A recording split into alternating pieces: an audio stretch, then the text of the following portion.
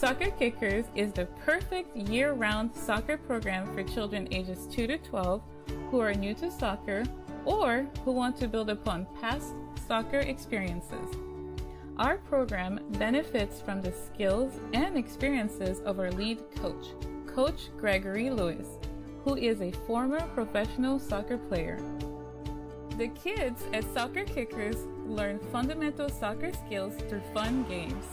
Through soccer, we help our kickers develop social skills with creative activities where they learn to take turns, to share, and in addition, they learn essential soccer skills such as passing, shooting, and juggling. Using an emergent curriculum, our program factors in the developmental stage of our kickers to keep them physically active, live fit and healthy lives, and most importantly, have fun. My husband and I started this program out of a desire to have a positive impact in this community. We, parents ourselves, understand the importance of finding fun activities for children and activities that take place in nurturing and safe environments that will also challenge each child in new ways. The community of kickers, parents, and coaches is what truly makes Soccer Kickers so special. We hope this program inspires every single parent in our community to join us with their little ones and for their children to fall in love with soccer. Are you ready to create unforgettable moments for your audience? NSN offers professional live streaming and full broadcast services tailored to your needs. From high-quality production to exceptional coverage, we ensure your game or event becomes a spectacle to remember. Book your next game with us today. Call 586-304-4405 to schedule your broadcast and let NSN bring the action to life like never before.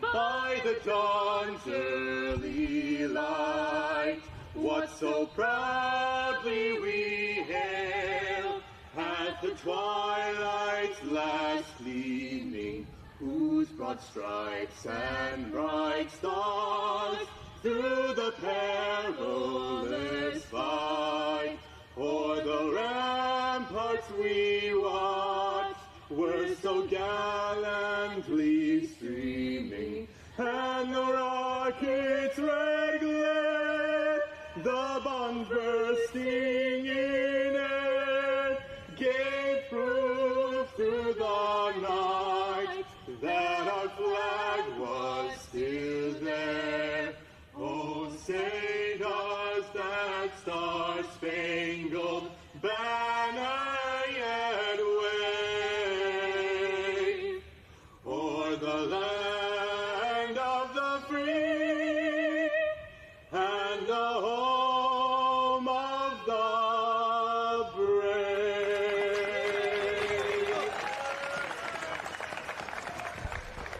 And another rousing rendition of the national anthem. Folks, thanks so much for tuning in this evening.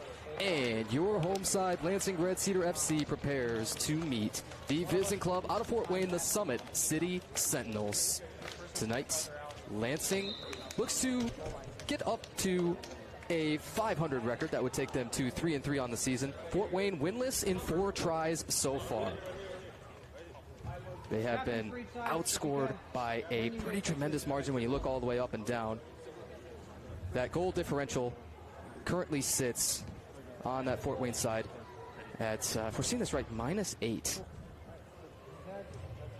And on the Lansing side, they still also find themselves in the negative in the goal differential at -8 themselves. But they did win the season opener. That was at Fort Wayne 12-6 just under 2 months ago. Coach Sam Pesh is going to lead this Fort Wayne side out. Correction on their goal differential. You're talking -24 and losers of their first 4. Roshan Gurung, their leading scorer, came in with 5 overall. Gurung has, we have heard speculated, has left the team after their first 3 matches. And so there might be questions around the Fort Wayne side on just exactly who they look to when they need the big goals and the big moments. On the Lansing side, well, they kind of have it settled, and they've kind of got a pretty good formula, real balanced scoring. Aiden Bagley comes in with 8 goals and 8 assists. Those are 5th and 3rd in Major League Indoor Soccer, respectively. Anthony Racinos and Cody Granville also contributing 7 goals apiece, and Racinos 6 assists. So the Lansing side really can get you from anywhere. They can, will, and have. We wait kickoff here. We've got 15 minutes on the clock for quarter number 1. And we've got a couple of other Major League Indoor Soccer matches already rocking. You'll see those scores scrolling by on your screen in just a moment. And take a look at all of our other feeds going on all around. See Dallas and Orlando, Cleveland and Chicago. It is one of the most packed weekends you'll find here in the season. And kickoff, we're off and running. Pardon us, the ball is still being tapped all around. Players ready to meet. It's Todd Mazzico on that midfield stripe. Mazzico, 9 in the white striped kit for Fort Wayne. And Joselito Rodriguez. You see a new kit debuting for Lansing here, and they get to debut it at home, always special. 15 minutes on the clock here for quarter number 1. Lansing Red Cedar FC and Fort Wayne's Summit City Sentinels. Opening possession on the Fort Wayne side. Ty Barnes handling right here.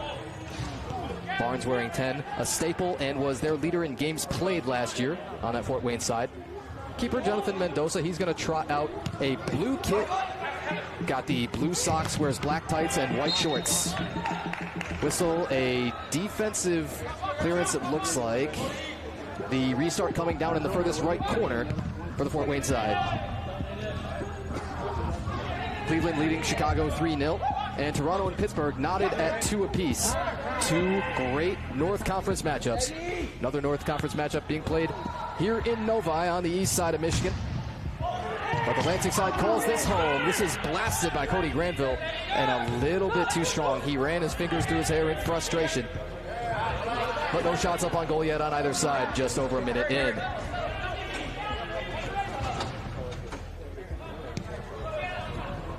Aiden Bagley, a little back touch for the starting keeper, Yuri Tukalevsky.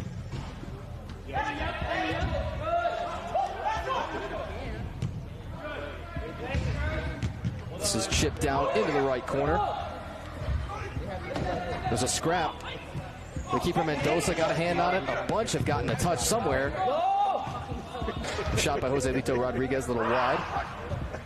Bagley just across the goal mouth, looking for Cody Granville. Those two have been a great connection this season. Couldn't hit on that one yet. We mentioned the numbers on Aiden Bagley. Those 8 assists, 3rd in Major League Indoor Soccer so far. Whistle, first foul should come at 13:11 of the first quarter.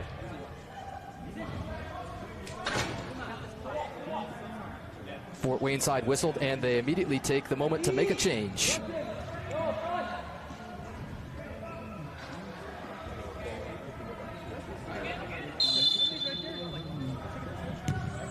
Off the free kick, just wide plunked. Off of the woodwork, but close as could be. Mendoza, he got a piece now. Bagley puts it down. And hello, Lansing, wake up. They cracked the scoreboard, 13:04, first quarter. Bagley once more. Let's go.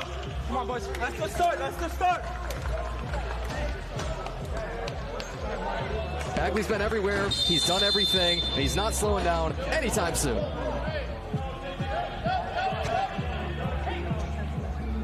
Off the restart, Fort Wayne side trailing.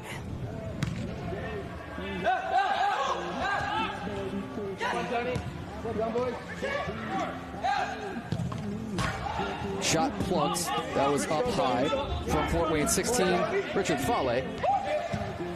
Interception smooth from Lansing 77, Victor Viana. Lansing solo run on, watch out! Mendoza! He's flopped, and that is drilled in there. Jonathan Oliveira. That is 2 strikes in rapid succession. 2-0, 12:32 of the quarter. What are we doing? Mazico and Joselito Rodriguez ready on that logo to restart.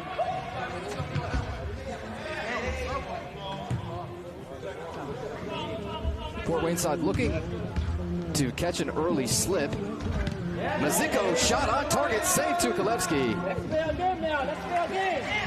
That's a good look, and it's the first shot put up on goal so far.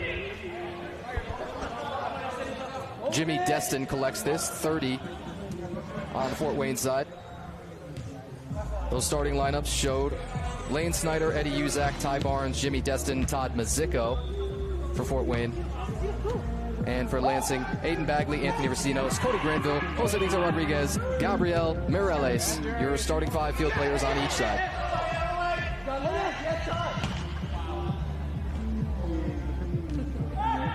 Racinos and Bagley, somebody looking to force a mistake in the defensive half of Fort Wayne.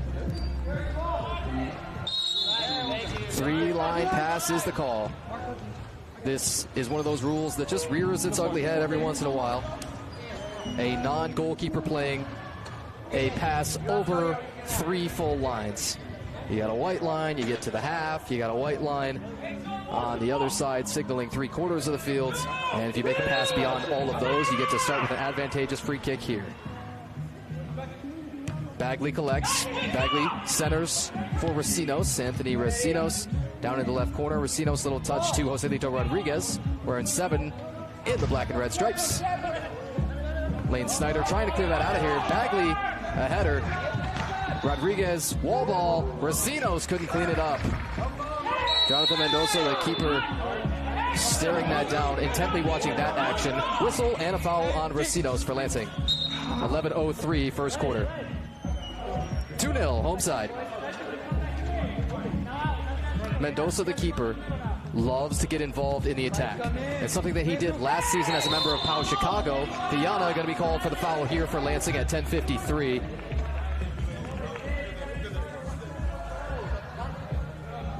Viana fouling Eddie Uzak, the captain, wearing that neon captain's armband.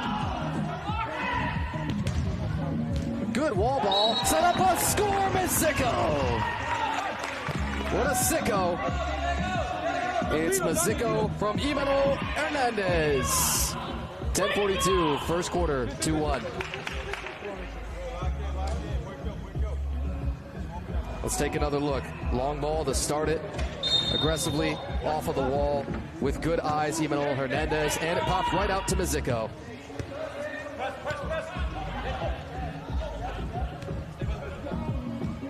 First Fort Wayne score.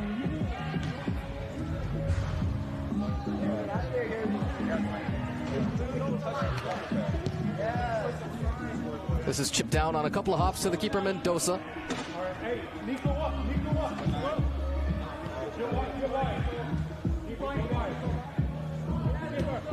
This is a real patient defensive possession here. Jonathan Mendoza does keep the eyes up, but took quite a while to bring that thing past the half. And here he's still going to handle it. Oh, he's playing with fire. Yanier Torres.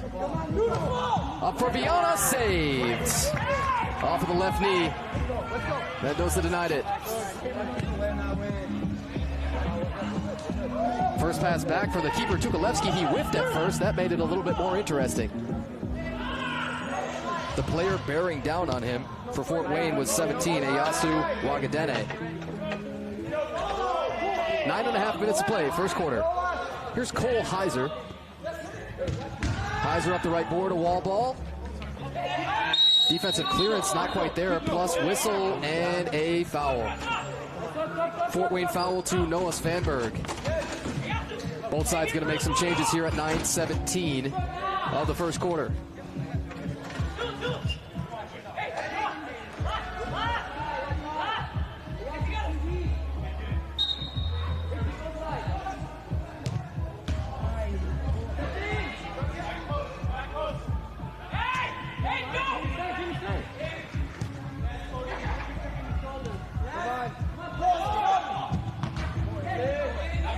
Bagley, so dangerous. He's already gotten one up on the board. Jonathan Oliveira with the other Fort Wayne score from Victor Viana.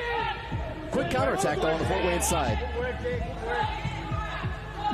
Any given day, any given Saturday, typically as it were here in Major League Indoor Soccer, that is a shot blocked for 17.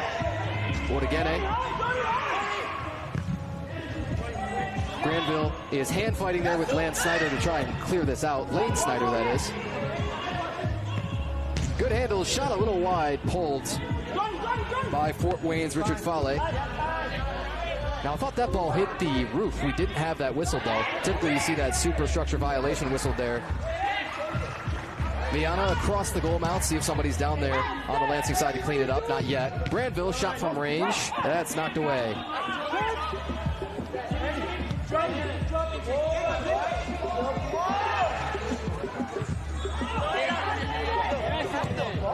On a change, this is knocked a little bit wide. Yuri Tukalevsky having to save just the one shot on goal against so far. Racino's good through ball. Should create a scoring attempt. Blocked from the captain, Usak. Another pulled wide. Racinos does maintain possession down in the attacking third. Racinos to his left, little nutmeg for the defender, Lane Snyder there. And there's going to be a foul to end this possession before that shot from Bagley.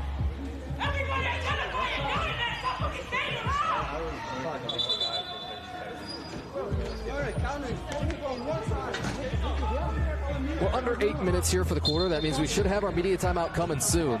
7 minutes, 40 seconds to play of this first quarter. It's 2-1 to the home side. Lansing Red Cedar FC. Mendoza to Jose Lito Rodriguez with the interception. Racinos has got some options. Rodriguez upright flank, just wide of Mendoza.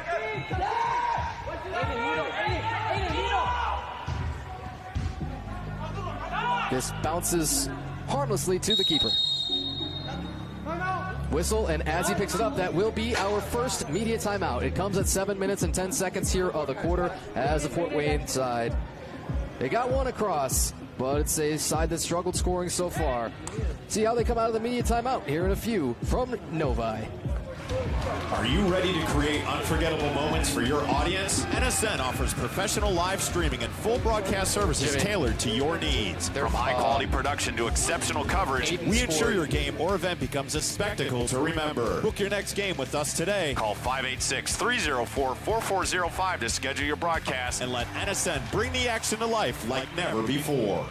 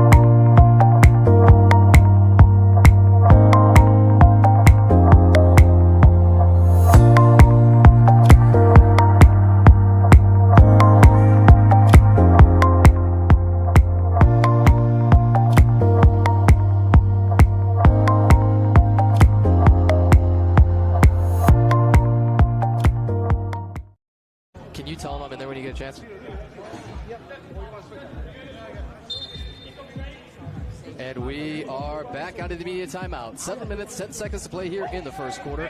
Lansing Red Cedar FC got two blitzed goals within less than a minute of each other. Hadn't scored since. That second goal was at 12:32 from Jonathan Oliveira. Oliveira assisted by Victor Viana. Again, you're going to have advantageous free kick position here coming. Top of the arc, Aiden Bagley. So dangerous, man. He stalks this ball slow. Bagley to set up Racinos, a shot blocked. Another from Jose Lito Rodriguez. A great interaction I had with Jose Lito Rodriguez during warm-ups and during PA announcements before this one started. We're reading out the starting lineups, and he comes up to me and he says, hey, you know, they don't have to say my full name. I said, yeah, but who wouldn't? Jose Lito. He said, all right, you've convinced me.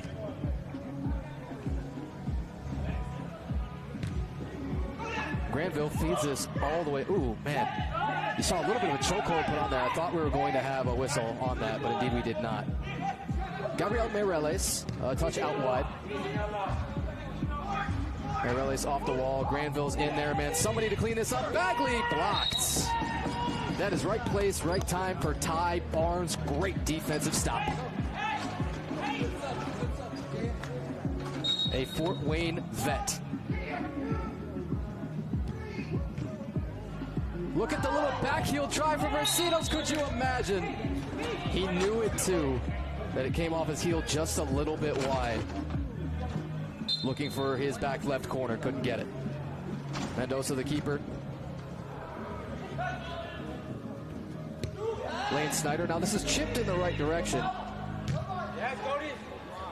Way up in the air, skying up for it is Yuri Tukalevsky.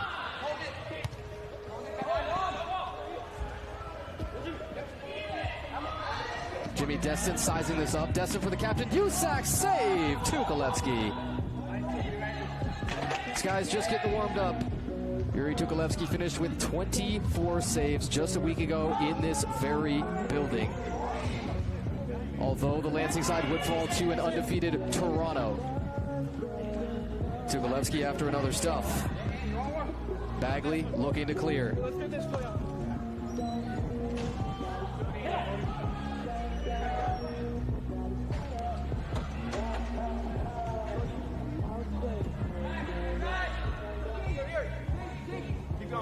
Keep going.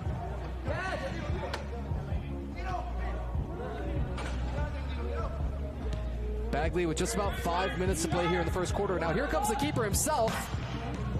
Oh, you'd love to see him put that all the way on target, but Tukalevsky went a little bit high and looked for somebody to rebound that off a wall. Mendoza will send this one way long. Bagley sniffed it out immediately. Some numbers to be had. Racinos roll back to his left, and that is blocked. Racinos probably thought for a moment that was easy money, especially the moment he was able to switch feet to his left. Bagley back for the keeper. 13, Jacob Knath handling right now. These Lansing kids debuting the black and red vertical stripe deals here from Athletics.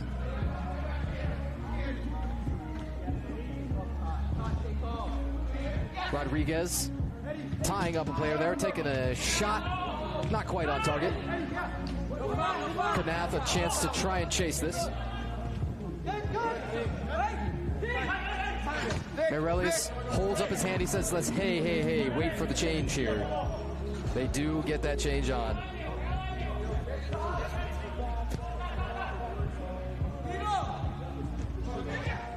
Knath down in the corner. Ooh, he wanted to pull up a shot between two defenders. Sort of got sandwiched between them both. Victor Viana retains possession for just a moment, now no longer. Physicality of Bagley is going to come into play here along the walls, you'd figure. Watch your camera, Trevor. Heads up. Cameramen, commentators in the line of fire, all of us. 3 minutes, 15 seconds, first quarter. 2-1, Lansing leading Fort Wayne. The home side, Lansing 2-3. Fort Wayne looking for their first win so far in 5 tries. The keeper was way out of position. This bounded towards us, and it's one of those balls, I tell you, someday this season I'm going to make a play on one of those. Especially if it's a restart, it's already up over the wall. I'm going to protect all of our valuable equipment around here. Lefty shot is wide. And tapped in, scored. Equalizer from Iyasu Odagane, the all-MLIS name squad captain, perhaps. Comes at 2 minutes, 38 seconds, first quarter.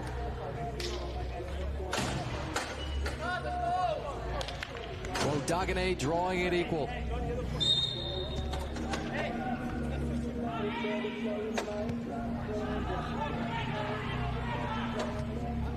We'll restart now at that 2:38 mark. See if Lansing at home here can put one up. The assist right now is given to 16 Richard Fale, And the goal scorer once more, just because it's fun to say, 17, Eyasu Wogdagane.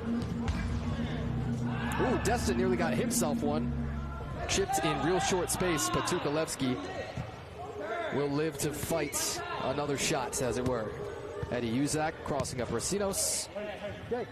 Still, Summit City will go back to the keeper, Jonathan Mendoza.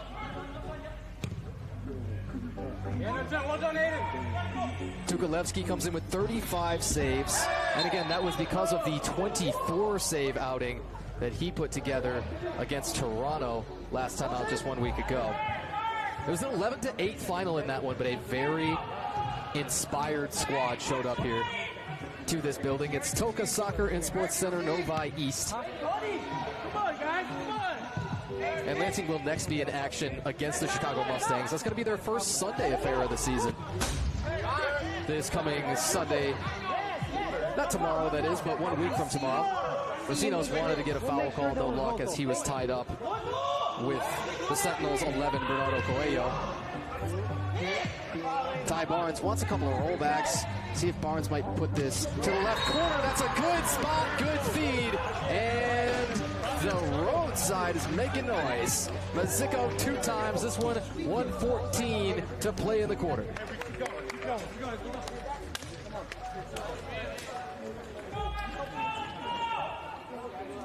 Todd Mazzico twice here in the quarter. Good news to be had on that Fort Wayne side. That's been few and far between so far this season. Great time to get it here. 0-3 at home, 0-1 on the road. As we mentioned, that goal differential coming in -24 through their first 4 matches. Looking to completely flip the script, as it were, on the season. Under 1 minute to play here for the quarter.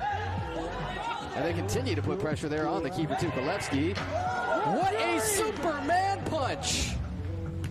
We just saw a man fly. That's absurd for Tukalevsky. That's got to be one of our favorite saves of the season here with Major League Indoor Soccer. Hallelujah. We hope to be showing you that many times before this game's over.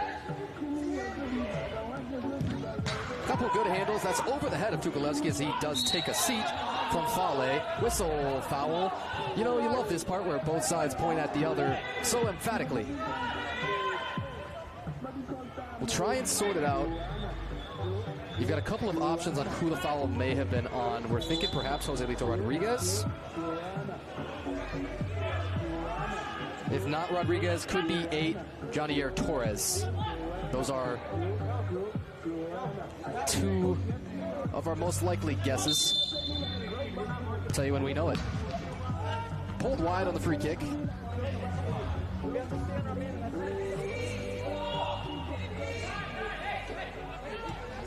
Now back to the keeper Mendoza with just 10 seconds to play. He says, hey, let's slow this down and see if we can't take this to the corner. Waiting a couple of seconds. There was some tough contact. Whistle just before that last shot came off. As we pan up to the scoreboard, it's funny, our scoreboard will show final, but don't you worry, that just means that we are at the quarter break. We also had an additional goal scored on there. Pardon us. But rest assured, it is 3-2 as we will go to the first quarter break. Lansing Red Cedar FC trailing here at the quarter, 3-2 to Fort Wayne Summit City Sentinels. Soccer Kickers is the perfect year-round soccer program for children ages 2 to 12 who are new to soccer or who want to build upon past soccer experiences. Our program benefits from the skills and experiences of our lead coach, Coach Gregory Lewis, who is a former professional soccer player. The kids at Soccer Kickers learn fundamental soccer skills through fun games. Through soccer, we help our kickers develop social skills with creative activities where they learn to take turns, to share, and in addition, they learn essential soccer skills such as passing, shooting, and juggling. Using an emergent curriculum, our program factors in the developmental stage of our kickers to keep them physically active, live fit and healthy lives, and most importantly, have fun. My husband and I started this program out of a desire to have a positive impact in this community. We, parents ourselves, understand the importance of finding fun activities for children and activities that take place in nurturing and safe environments that will also challenge each child in new ways. The community of kickers, parents, and coaches is what truly makes soccer kickers so special. We hope this program inspires every single parent in our community to join us with their little ones and for their children to fall in love with soccer.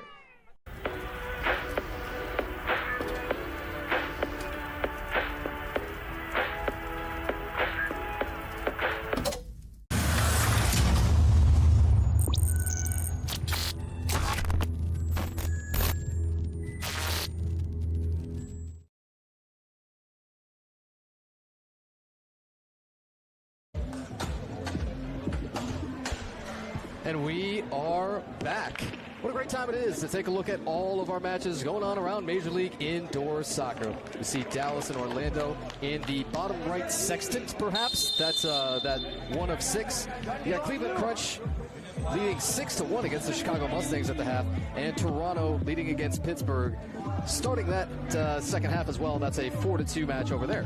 Here is a 3-2 match. Our roadside, Fort Wayne, just took the lead late in that quarter with just 1:14 to play in the quarter. Todd Mazzico, his second score so far.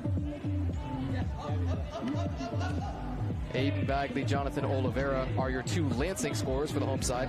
Mazzico twice, Eyasu Wodagane once for Fort Wayne. They scored the last 3 in a row, too. That's something that's another one of those things you could say, okay, probably haven't done enough of this year is stringing the goals together.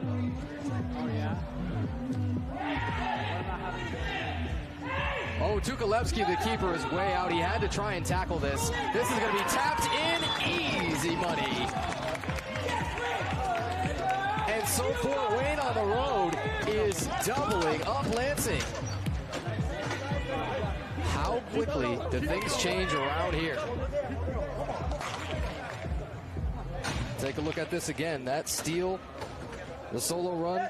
Richard Fale gets the defender, Granville, on his back, and gets the easy one. 4-2. Not looking like the same Fort Wayne side that we saw in the season opener. It was at their place. They just came out a little bit flat, and in that first half, not a whole lot was happening for them. They made a run, as Snyder is called for the foul here at 13:51. That foul on Lane Snyder for Fort Wayne. They made a run in the fourth quarter of that game and made it look a little bit closer than it was, did Fort Wayne. Whistle, another foul. This one's going to go on Mazzico just 10 seconds later at 13:41. Todd Mazzico with that second foul.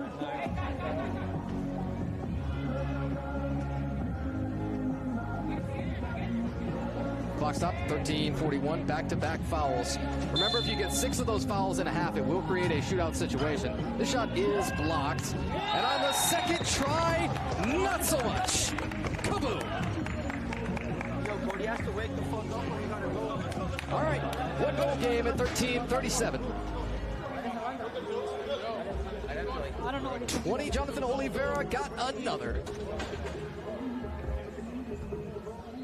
I believe Oliveira followed himself, so that should be an unassisted score.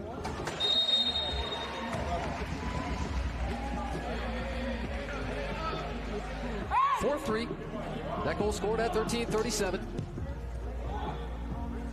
And so back and forth, and back we go. Tukalevsky down to a knee, and here nearly got decapitated by a defender. Victor Viana to bring on the Lansing run. Man, fancy handles for Viana. He got the shot off save, Mendoza. Mendoza up to pull it away quickly. Spending not too much time in their own end if they can avoid it, because we've just seen too many Lansing attackers celebrating scores too many times this year. It's too balanced of an attack for them. Viana shot blocks. Viana looked like he was going to put that one on target, but 22, the captain, Eddie Uzak, knocked it down.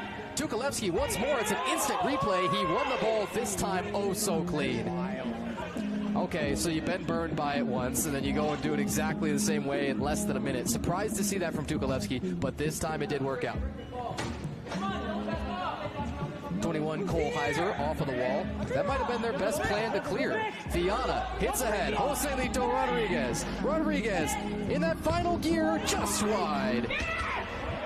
Oh, he's going to be seeing that empty net in his nightmares. You want to say dreams, but maybe not so much. And Knath would have been there for the follow, 13 for Lansing, if that were maybe just a few feet more to the right. But then you're saying, well, would it have just been scored on the initial shots? Brutal, no matter how you cut it on the Lansing side. Would have been for the equalizer.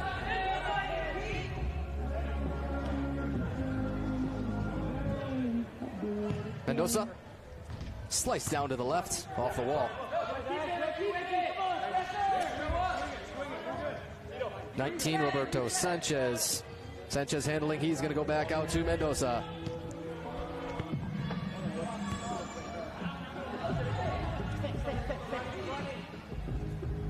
Eleven and a half minutes or so here for the second quarter.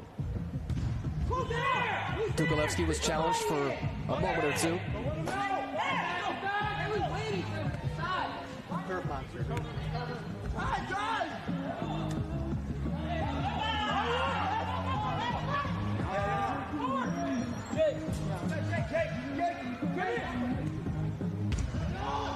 The last score was officially credited Oliveira from Mireles on the Lansing side. Knath tried it with a header, and he's knocked to the deck. Plus, he couldn't connect on it. Your insult meets your injury. Oh, whistle, foul immediately before the scoring chance. Nobody is going to be happy. Now, maybe Tukalevsky stopped moving. Maybe he sort of gave up on that possession because he had witnessed the foul. But it does appear that we're going to have the shootout to come. Gabi Mireles. He's going to poach. Calm, cool, and collected.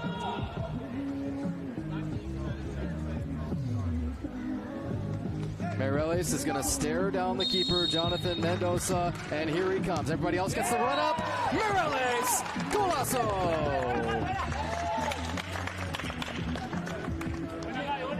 Make it equal once more at 4.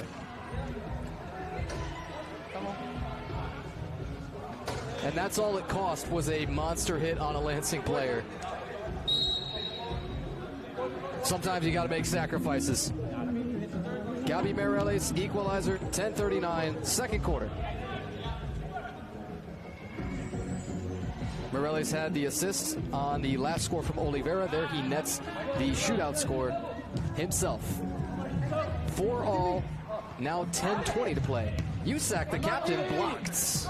Rejected by Granville. Then he kind of tried to pull Granville down by the hip. Great tackle to Lane Snyder. Snyder's heading in the right direction for his squad. Bagley will intercept it back. That's off the face of Jimmy Destin. Destin wore that like a champion. Acting like that ball didn't just get a goodly piece of him. Granville is doubled. There is a lot of space to be had, though. Rodriguez sees it and scores! Joselito! Homeside leads. That is Rodriguez from Pedro Sousa. 9 minutes, 47 seconds of the quarter.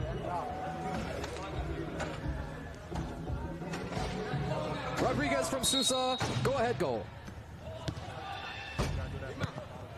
Restart comes. Now, suddenly, it's turned into a shootout after the shootout. No pun intended, but goals are flying around here.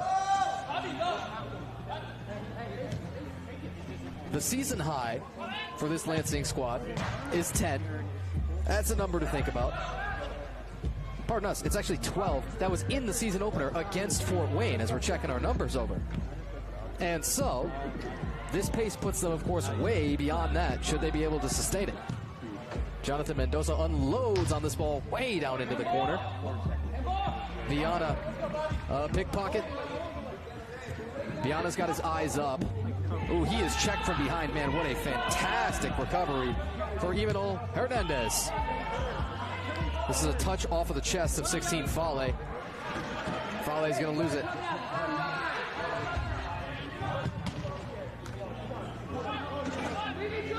The ball keeps finding Fale right now. With his right foot. Get that out of here. Bobby Sirambides. He will have to go back to the keeper, Tukalevsky. Sirambides, 18 in the vertical stripes, if you will, and then you do have the horizontal stripes on the front of the Summit City kits. Stripes is a dominant theme in a number of Major League Indoor soccer kits, and we're blessed by both of these today. As we mentioned, Jonathan Mendoza in the all-blue with the white shorts, and Yuri Tukalevsky in the teal for Lansing. Shot, save Tukalevsky. Got that bottom hand on just in time. Block right in front of the goal, Yonier Torres. Under 8 minutes for the quarter. Bagley slowly trots up with this ball. Oh, he laid it in so nicely. Recinos wide. And Recinos is probably thinking, in addition to coming up hobbling, hey, didn't I get pushed in the back a little bit there?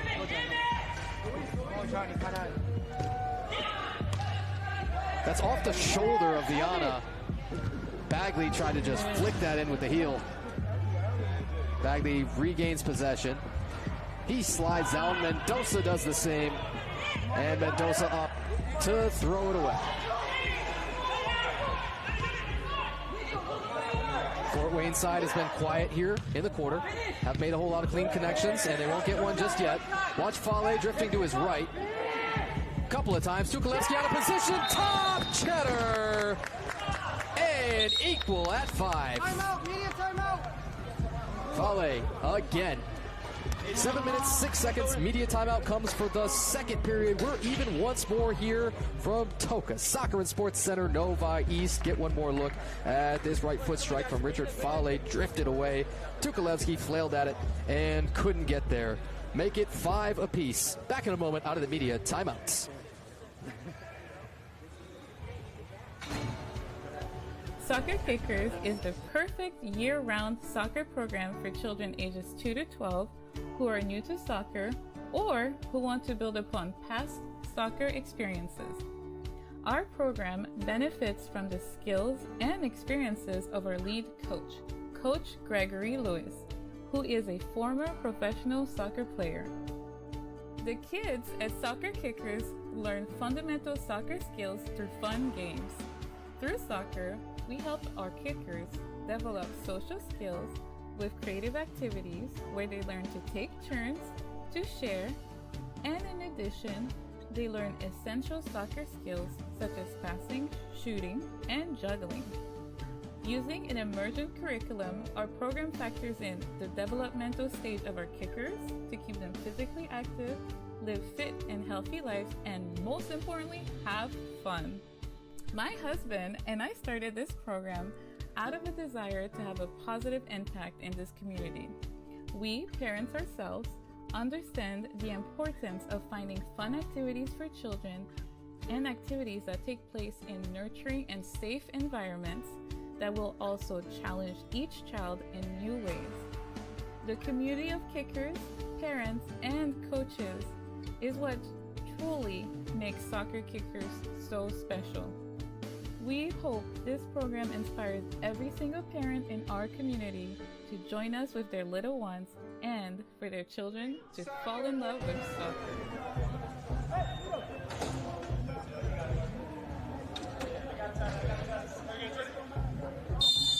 And we are back out of the media timeout here for quarter number 2. Just over 7 minutes to play to take us until the half. And an entertaining first half it's been. It's 5 apiece. You just had an equalizer on that Fort Wayne side in a crucial time for it as well. You think that, but then scoring really hasn't been at a premium. Maybe we expected that between these two clubs it would be. That's just not how it's shaken out yet. Aiden Bagley over for his right. That pass intercepted. What's some great vision from Noah Svanberg.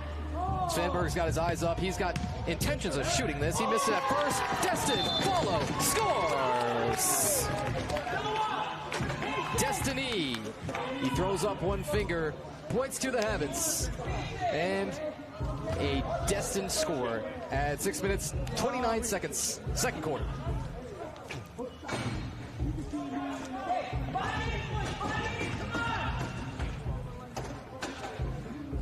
So it continues to be a scoring onslaught on the Fort Wayne side. All credit to them. Brought their A game.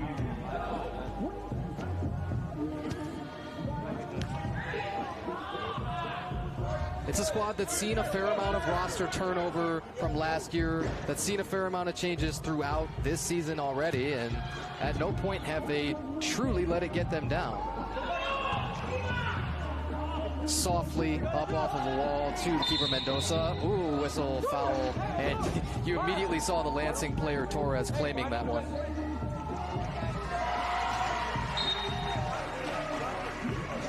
The Lansing side is just hearing from our referees that they've got 4 fouls against them for the quarter. As we mentioned, that does create the shootout situation that you see where you get the player with the free run up on goal. Lane Snyder came all the way up, had a long run to get to that ball. Now Usac still got it in good position. His first attempt is blocked there by Torres. Again, it's Usac that you see with that neon captain's armband on his left. A veteran of last year as well with Fort Wayne in their inaugural MLIS season. A 4-8 showing for them, the Fort Wayne side last year. Lansing side, though, we've mentioned it throughout this season, but it just bears repeating every single match day out here. A winless club, a club that was outscored. Whistle, handball looks to be the call here as it was up toward the top of the shoulder. So not just a winless club for Lansing, but a club that had a goal differential of minus 134 through 12 matches. That was, as you might imagine, worse in Major League Indoor Soccer. A minus 11.2 goal per game average margin. Scored the fewest, nearly allowed the most. Viana just high. Mendoza had to grab the goal frame to steady himself. Watch counterattack coming the other way. Keep it. Now the Summit side's going to slow it down just a tad. Down into that right corner, makes our official shimmy out of the way. 4:35. Softly to the keeper, Tukalevsky, he bowls it. Knapp sees nobody in front. And what a recovery on the Fort Wayne side. Luis Zamaripa.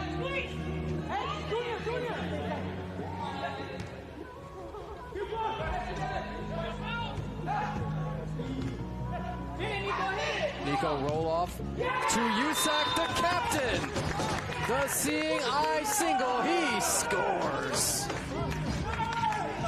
2-goal lead, first time for the Fort Wayne side here in the match. 4 minutes, 11 seconds. Second quarter. Just gave themselves a real good chance of going to the break leading.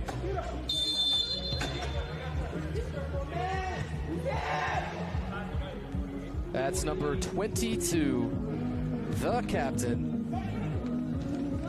And immediate break, Oliveira gets it right back. Folks, don't sleep on this game. That's 10 seconds between the scores, and it's 7-6.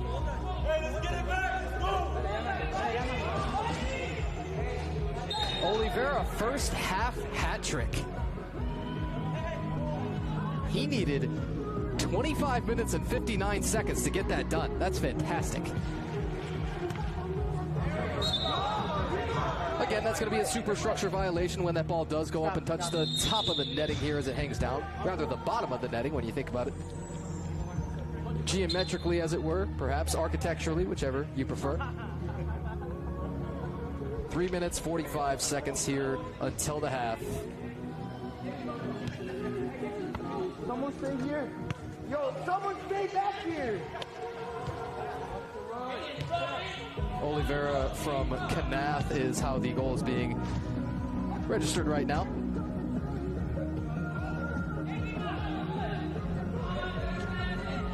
Snyder, a back touch for Mazico. Mexico had 2 scores. Ooh, push on Oliveira. He's not going to love it, but he will be whistled. Imanol Hernandez. And now the Lansing side is told that they have 5 for the half. So you really want to tighten up. Do not want to foul before you get to that halftime whistle. The goals from Fale right before the media timeout and Destin after are 37 seconds apart. That's it. And that's the foul that you didn't want to give. Granville at 2:58. Or is it Mireles? See how they sorted. Looks like the one with his head furthest down is 11, Gabi Mireles. All right. Shootout coming. Fale and Yuri Tukalevsky.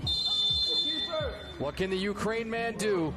Fale drifts once more to his right and scores! Same move as the last goal, too. But an even bigger spot, a better time. And it still looks like Fort Wayne's going to be able to take that lead to the half. Now there's almost 3 minutes left, so in a match that has proceeded such as this, tough to say. 2:50 to play until the half. Certainly we have no doubt the 2 goals could be scored. Rodriguez got away with a little bit of a takedown of Fort Wayne's, well, Dagane. Racino's collecting in the attacking end. Mireles blocked. Off of Fale. Racino's was pinned against the board for a moment. Granville, Rodriguez, save Mendoza, header! Oh, off the goal line.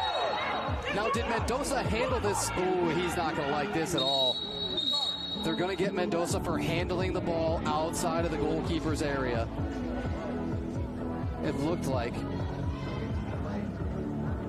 And then, now we've actually got yellow cards shown for delay of game. Typically, you see that goalkeeper handling, and that's calls for the blue card, which would make you have to make a goalkeeper change. But I don't believe that we do have that. We do have the yellow card going on the keeper, Jonathan Mendoza, as the explanation is given to him. 2 minutes, 15 seconds, second quarter. That means Fort Wayne's going to have to put somebody in the penalty box and serve those 5 penalty minutes that come along with the yellow card. So it's not a blue card, clearly, as Mendoza's still out there. What's going on, Brad?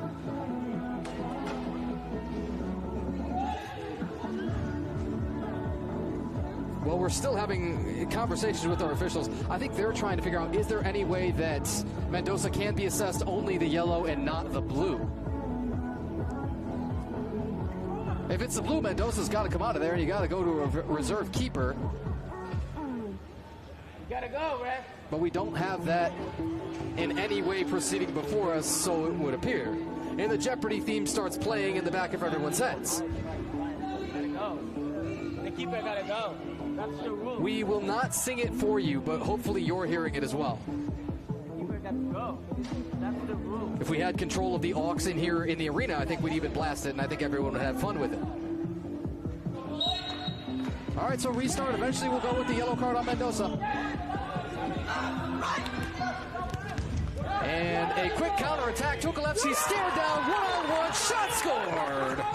Roberto Sanchez. And it's a flood from Fort Wayne. It headed up north, a little bit east, and it hit all at once. Second goal is mine.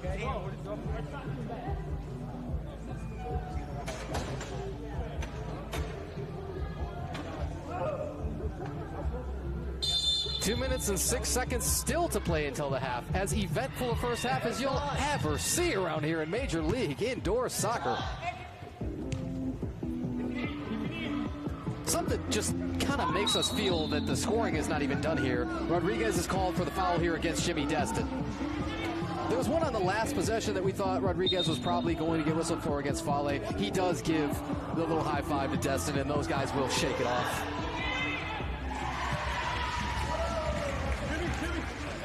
A minute, 45 seconds.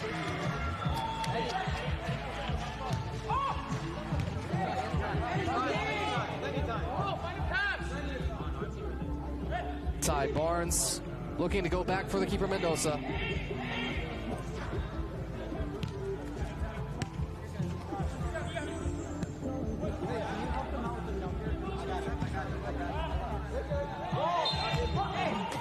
That looks like it's going to bring the restart. It's just high enough.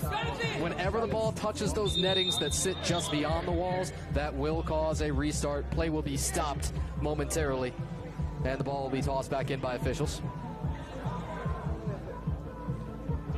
The discussion at the penalty box still appears to be, hey, just who the heck is going to serve those penalty minutes for the blue card for Mendoza? Remember, with the yellow card, it does not create a power play. There is no man advantage. That said, somebody from that Fort Wayne side would still have to sit in the box and serve 5 penalty minutes. Not somebody who was on the field, but you get your choice. You could take somebody off the field if you wanted to, and they could serve those 5 penalty minutes. If they're going to assess the yellow card on Mendoza, that's exactly what's got to happen some way, somehow. Our clock still shows 1 minute and 18 seconds to play, by the way, until the half. Eventful. Eventful as ever. And one more stoppage is coming, by the way, just because of all of the discussions going on at the penalty box with all of our referees here. So, we're hanging out just as you are. Good evening, folks. How are you doing? Tanner White with Major League Indoor Soccer here on MLIS Pro TV and the National Soccer Network. Once more, we wish we had some great time-killing music for you. The elevator music, perhaps. That would be exciting. More so than what we've got going on the field here, because it's been a lengthy delay. Now, of course, appreciate our officials for taking the time to make sure, hey, let's get this all right. Let's pull both team owners in. Let's talk to representatives along the benches. Let's get everybody on the same page before we ever determine that we are, in fact, ready to play. And I think that they've done a good job with it. Being thorough, being precise. We thank them for that. Knaff finally restart. 1:18 shot. Save Mendoza. After all that, very good shot put up. And right on target from Knaff. Viana back for the keeper, Tukalevsky.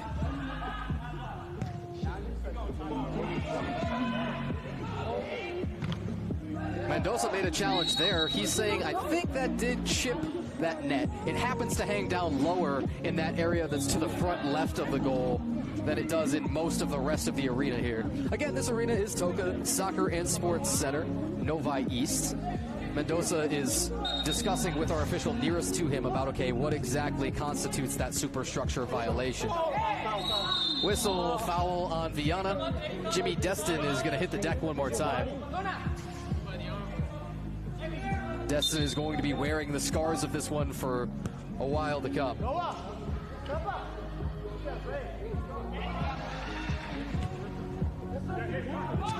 45 seconds until half. Eddie Usack has discarded that captain's armband. Shot just a little bit wide from Ty Barnes. That's close from deep.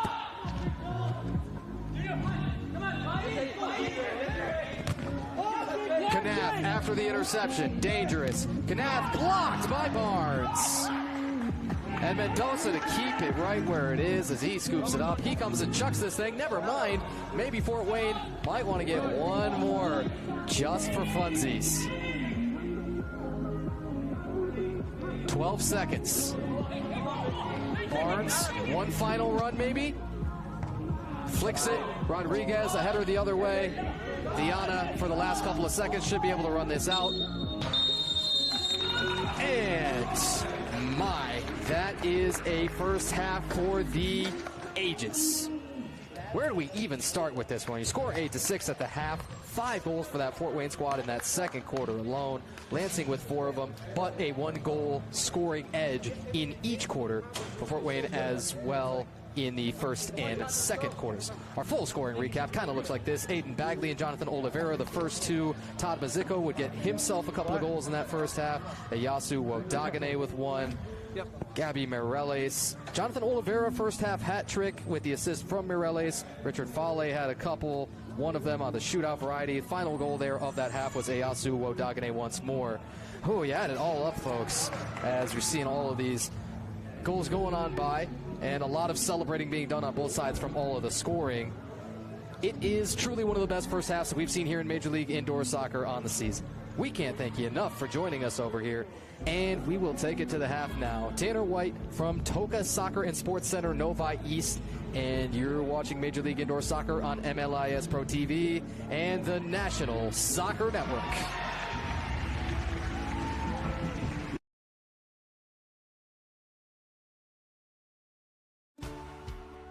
Soccer Kickers is the perfect year-round soccer program for children ages 2 to 12 who are new to soccer or who want to build upon past soccer experiences. Our program benefits from the skills and experiences of our lead coach, Coach Gregory Lewis, who is a former professional soccer player. The kids at Soccer Kickers learn fundamental soccer skills through fun games. Through soccer, we help our kickers develop social skills with creative activities where they learn to take turns, to share, and in addition, they learn essential soccer skills such as passing, shooting, and juggling.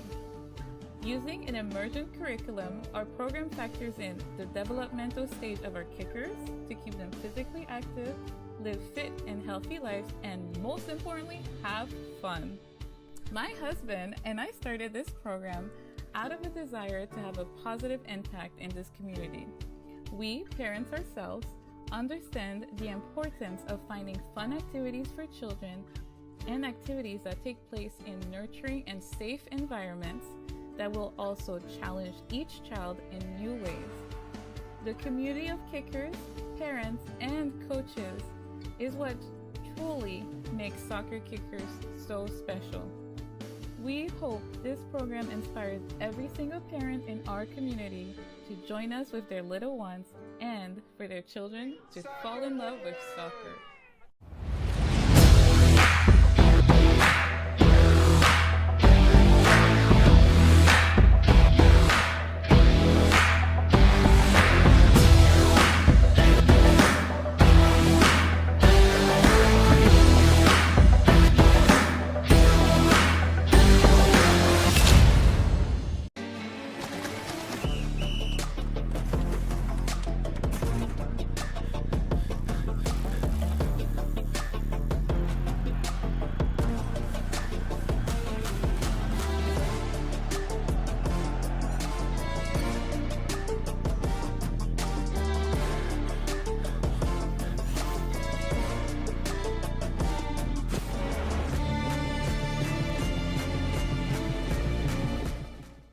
Pain doesn't care who you are or why you hurt, but pain can be mastered if you know the way. Focus! Fight back with Tiger Balm's legendary herbal power. Whatever it takes. Trusted for over 100 years. Tiger Balm's proven herbal blend tames pain with the strength and speed of the tiger so that you can rise above pain. Let's make a Karate Kid. And get back to living. This is the way of the tiger.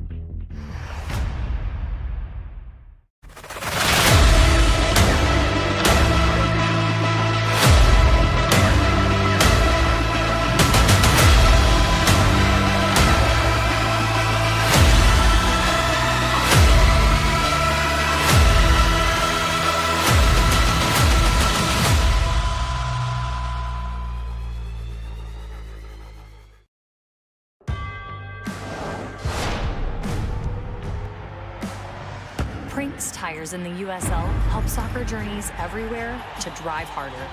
From city playgrounds to suburban sidelines, from early mornings to late nights, from fun with friends to winner takes all. From the biggest fan to the biggest heart. And at every turn, Prinks tires will be there for the long haul. Are you ready to create unforgettable moments for your audience? NSN offers professional live streaming and full broadcast services tailored to your needs. From high-quality production to exceptional coverage, we ensure your game or event becomes a spectacle to remember. Book your next game with us today. Call 586-304-4405 to schedule your broadcast and let NSN bring the action to life like never before.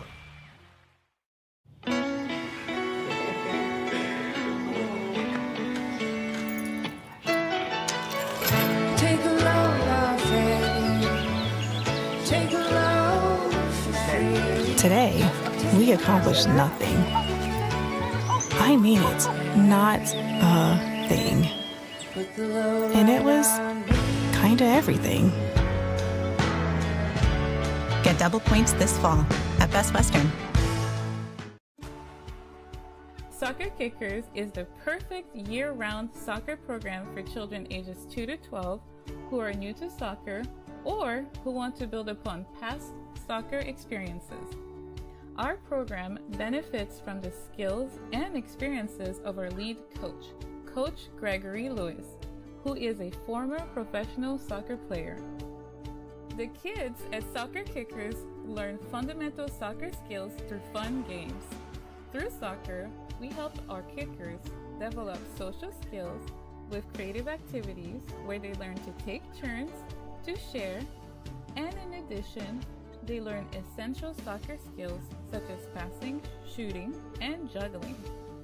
Using an emergent curriculum, our program factors in the developmental stage of our kickers to keep them physically active, live fit and healthy lives, and most importantly, have fun. My husband and I started this program out of a desire to have a positive impact in this community. We, parents ourselves, understand the nurturing and safe environments that will also challenge each child in new ways. The community of kickers, parents, and coaches is what truly makes Soccer Kickers so special. We hope this program inspires every single parent in our community to join us with their little ones and for their children to fall in love with soccer. Caitlin Clark, amazing at assists. Gamebridge, the ultimate assist for your savings. But ever since they teamed up, she's taken assisting to a whole new level.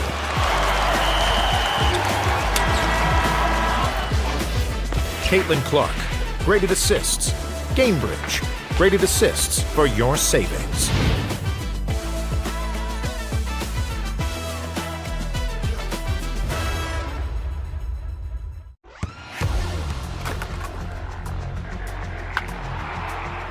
We all have goals. But let's be honest, most of us aren't going to be professional athletes. But if your goal is to finish your degree, we can help. Come to a university that puts your goals first. Bellevue University, your partner in finishing goals.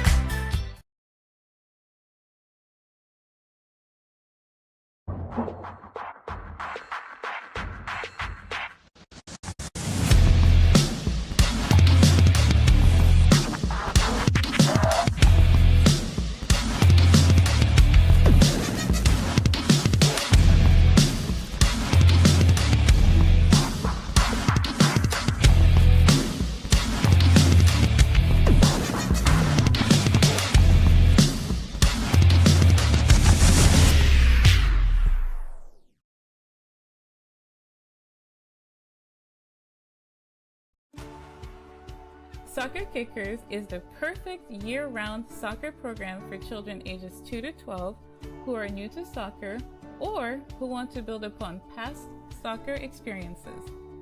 Our program benefits from the skills and experiences of our lead coach, Coach Gregory Lewis, who is a former professional soccer player.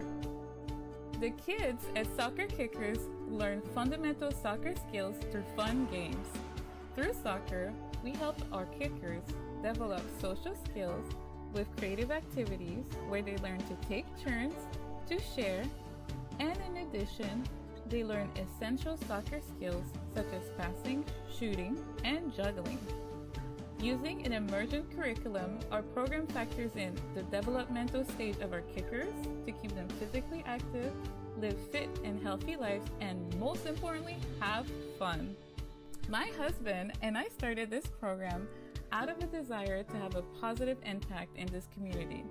We, parents ourselves, understand the importance of finding fun activities for children and activities that take place in nurturing and safe environments that will also challenge each child in new ways. The community of kickers, parents, and coaches is what truly makes Soccer Kickers so special. We hope this program inspires every single parent in our community to join us with their little ones and for their children to fall in love with soccer.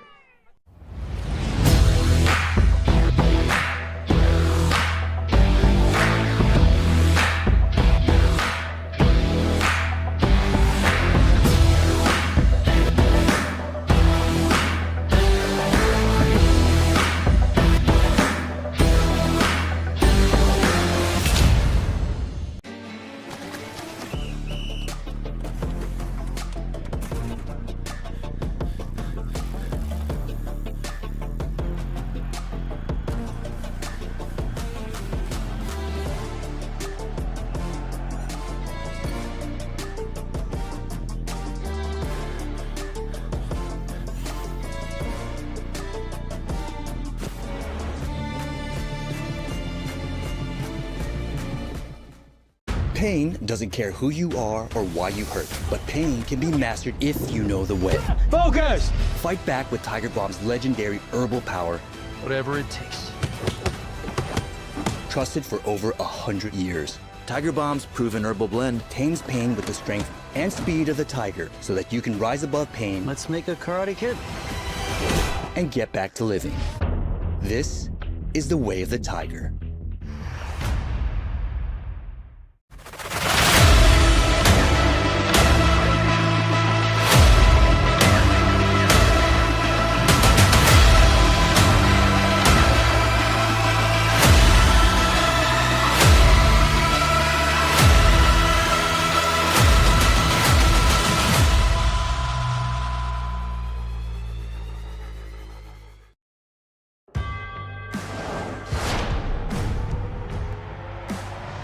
Prinks tires in the USL help soccer journeys everywhere to drive harder.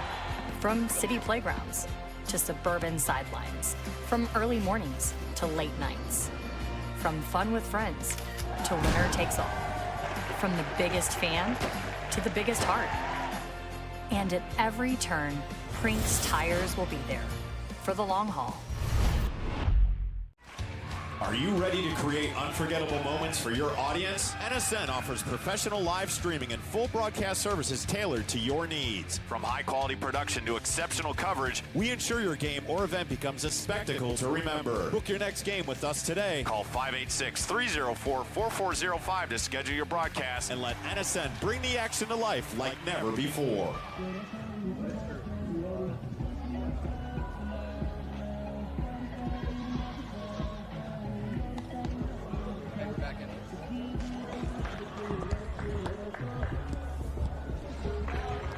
Hey folks, good evening and welcome back inside TOCA Soccer and Sports Center Novi East.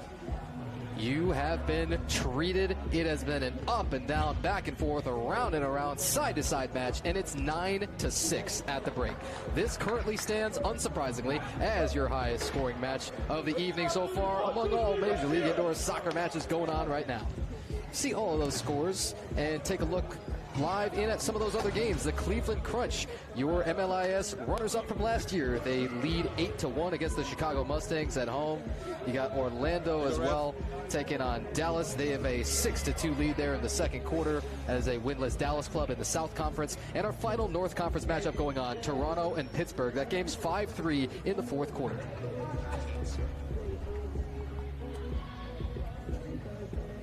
We are just about ready to begin half number 2 here with Fort Wayne Summit City Sentinels enjoying that 9-6 lead.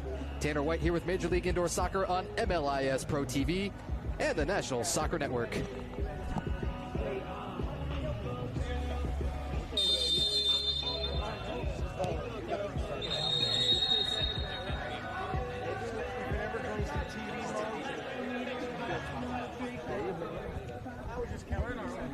And we had a little bit of an improper start here, a little bit of a false start, and as we know, that's a 5-yard penalty. No worries, we begin here once again for the second half.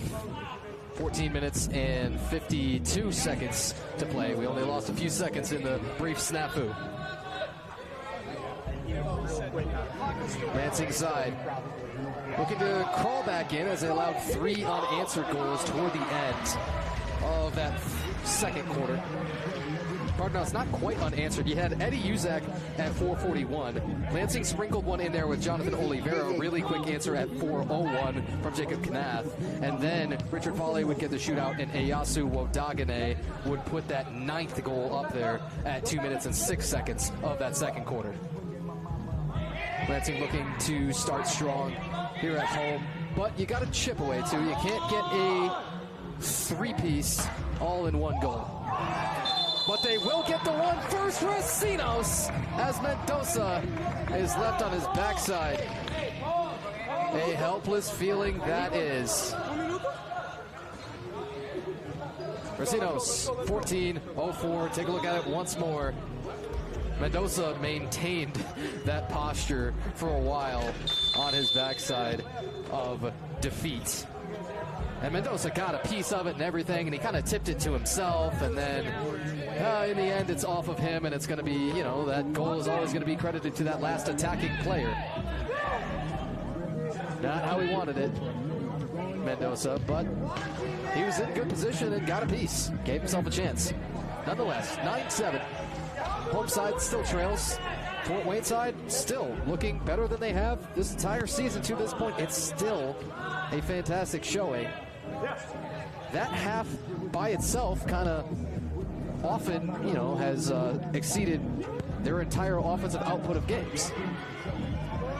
Softly around the boards. We'll take another moment to set our keeper matchup for you. Yuri Tukalevsky in goal on the Lansing side. You see he's wearing the teal kit. Whistle, little push on Joselito Rodriguez. He's going to be whistled for a foul once more. Had the little bit of an armbar, and it's funny, the last time Rodriguez registered a foul, it was against Jimmy Destin, and he helped him up there. And now I think you see his frustration creeping in a little bit, as there was not even really a thought of doing so this time on the foul. Everybody knows what's at stake. Everybody knows we're playing for Vegas in the final weekend of March. Tapped by Fale save Tukalevsky. Semifinals and the finals be played. Rodriguez with the save, kick save, Mendoza. Well, we're trying not to be interrupted here, but these sides and the way that they're going up and down and the volume of shots, it's just not giving us a whole lot of a chance. But indeed, Las Vegas will be the host site for that championship weekend. 29th, 30th of March. Top 2 from each conference, the North and the South, will meet there in Vegas. You have 7 teams in our North Conference and 6 in the South. 3 out of our 4 matches so far this evening just happen to be North Conference. And the last one to kick off at 7 p.m. Mountain Standard Time, or just about 9 minutes from now, is Boulder and Amarillo. Boulder hosting their second match of the year from Foothills Fieldhouse. Lansing has just indicated that they do want a timeout. Mendoza, the keeper, with the ball blasted up a little bit too high, and now the Lansing timeout comes. 11 minutes and 33 seconds. They're going to take their first one of the game. As they take a timeout down on the fields, we will take a timeout right up here in the booth and be back with you in a moment. Here from TOCA Soccer and Sports Center, Novi East.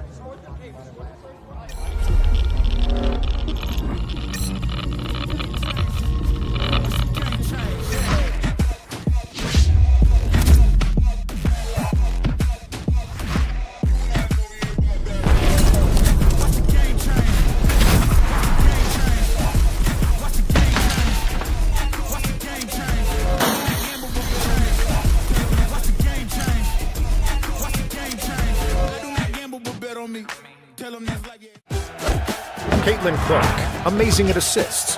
Gamebridge, the ultimate assist for your savings. But ever since they teamed up, she's taken assisting to a whole new level.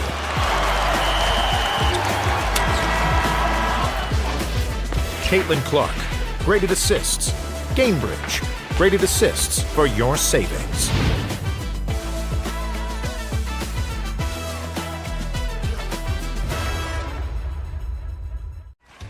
Are you ready to create unforgettable moments for your audience? NSN offers professional live streaming and full broadcast services tailored to your needs. From high-quality production to exceptional coverage, we ensure your game or event becomes a spectacle to remember. Book your next game with us today. Call 586-304-4405 to schedule your broadcast and let NSN bring the action to life like never before. Lansing called this one at 11:33 of the third quarter. And they still trail by 2 here. It's 9-7. The keeper Mendoza, he plunked that right off the face of Oliveira. Just half expected that Oliveira was going to be able to find a way on that, whether it was using his face or something else, some other body part, to put that in as he scored that first half hat trick. Oliveira, the only one with a hat trick so far in the game. This is way too high. Unloaded on by Luis Samarripa. Lansing side quickly off of that miss. They're taking no time. Oliveira continues leading the attacks. He's got Gabby Mireles down there to try and pick one up for himself. Oliveira still pressuring. Mireles stabbing at it a few times. Whistle, foul, Mireles. Unhappy. Does not take an empath to feel that from Mireles.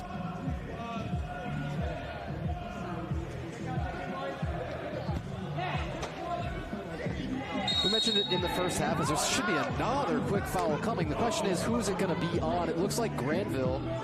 Granville is trying to argue, hey, I'm just holding my ground there, and then the Summit City player running into him was Roberto Sanchez. Granville had no luck doing that. I think we have had another timeout signaled. And yeah, called for on the Fort Wayne side. They're going to take this at 10:41. Less than a minute between the two timeouts. But nonetheless, that's just the importance of this match. Again, we'll take a zoom out and look at all of our games going on right now around Major League Indoor Soccer. As we mentioned, in just about 5 minutes from now, we'll have kickoff of our Boulder Amarillo match. That will be the final one of the evening. That's again at 7 p.m. Mountain Time. As most of our, especially on the Northern Conference, games played in the Eastern time zone. And we're told now a red card in Cleveland. The Cleveland Crunch and the Chicago Mustangs getting a little bit heated as Cleveland controls that one 8-1. That's when the tempers can flare. You had a couple of yellows throughout the contest, a dissent on Gabriel Medical Transportation America. Armando Gamboa, the Chicago Mustangs head coach, as well as the owner of their arena, their Grand Sports Arena, both yellows. And then now we're going to see an ejection. Take the live look in there. Bro, no doubt about it. That was too physical a play for a play of indoor soccer. He's got to keep his composure, though. Although you got to be thinking, you know what? I've been in this league for a while. I've got more left in me. I don't want this guy taking my legs out. So the Crunch fans are singing goodbye to somebody. Still trying to get all situated. There's 11 minutes left on the fourth quarter clock. 8-1 Crunch. And there is a lot to sort through for these officials. One has a yellow card in there. They are sending another. They are sending a Mustangs player completely out.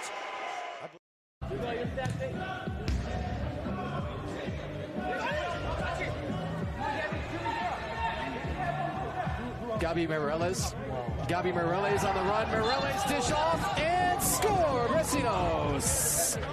Don't look now. 1-goal match. Recinos from Mireles, 10:30, third quarter. When the run was on, it was clear that it was on. Mireles hit that top gear. Look at him. And then a clean and easy feed for Anthony Recinos.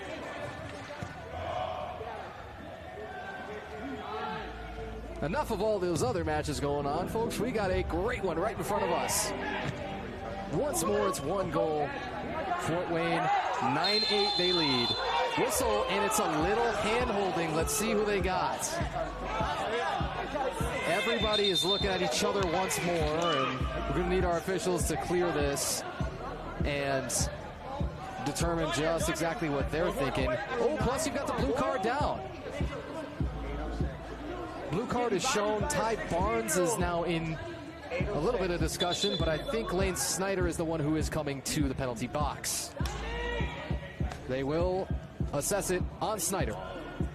Power play, Lansing side, first time tonight. And to have it when you're trailing by just 1, what a gift.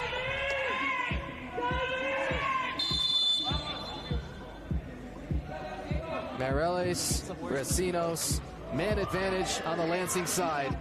While trailing by just 1, they would say thank you very much. Lane Snyder will serve out those 2 penalty minutes.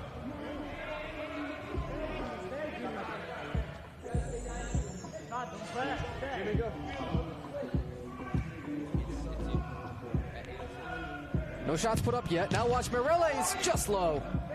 And a tad to Mendoza's right. Technically Mendoza's left, our right. Recinos sizing it up, out back for Mireles. Mireles! Bang! And the signature covers the eyes, takes the shot, and he doesn't miss. Even, 9 apiece, 9:22, third quarter. Once more, Mireles from Recinos, 9:22, third quarter.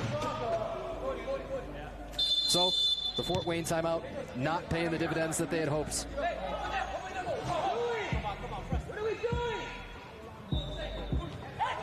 We're hearing tales of another red card in that Mustangs and Cleveland Crunch match. The wheels falling off on that Chicago side. Get you another look in at that match when we can. Again, our apologies that we ever have to interrupt this one, as fantastic as it's been, as cinematic as it's been. Not something that we want to do.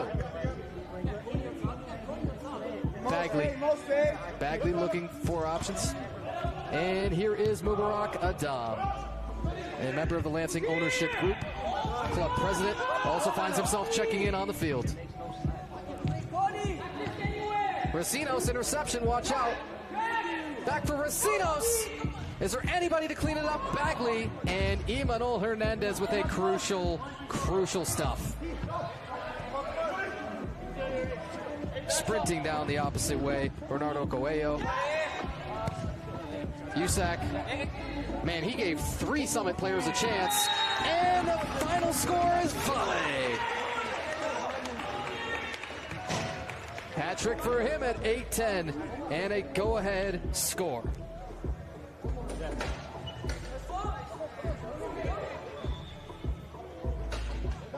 (10-9), 8-10. We have a real good chance at this becoming the highest scoring match in Major League Indoor Soccer this season. We'll keep you updated on that storyline. It continues to again be by far the highest scoring match today, as you might imagine. If Amarillo and Boulder is in for all of that, well, we would be treated. Mendoza save on Kanath. Though he's trying to clear it and he gets the net, and he's going to be frustrated in himself for that one. That just makes his job harder, and he knows it. Pedro Sousa, 12 in the stripes. Sousa to Cole Heiser, and get that out of here.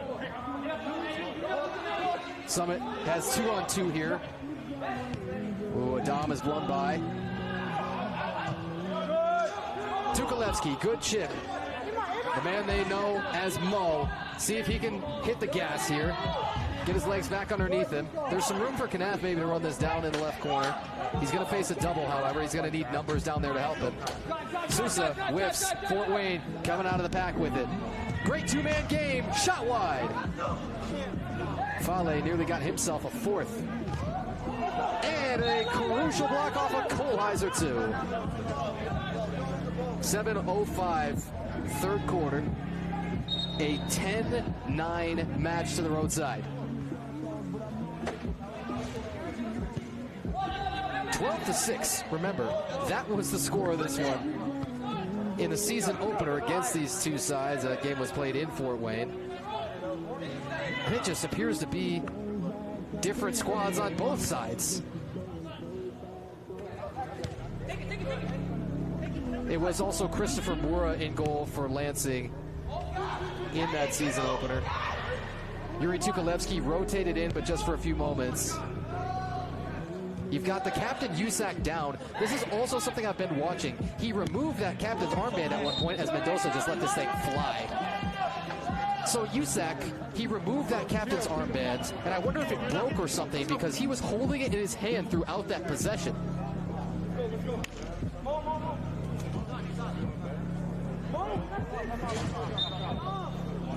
Tukalevsky restart here at 6 minutes 23 seconds, third quarter.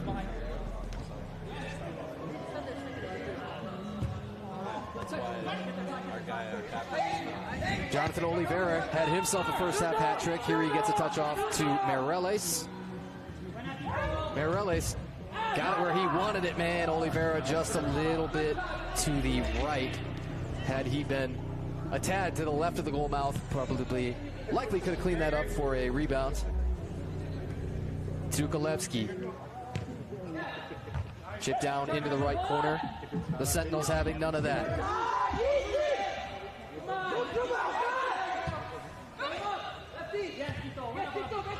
Gabi Meirelles. Meirelles. Man, somehow they win possession there back. The keeper, Tukalevsky, headband and all. I think that's a pink headband. Love the statement. With these fresh kits on the Lansing side, debuting them this evening from Athletics. How will that debut of the uniforms be remembered? We'll sort this out in the next 20 minutes or so, if it should end in regulation. But if it shouldn't, we'll be here anyway, don't you worry. Push and foul on Svanberg. He's able to laugh it off. Meirelles, I think, struggling to do so. Didn't find it necessarily so funny on his side. Replay coming of Noah Svanberg there, just getting a little leg whip in with his right. Blasted by Joselito Rodriguez off of this restart. It comes now at 4 minutes and 58 seconds, third quarter.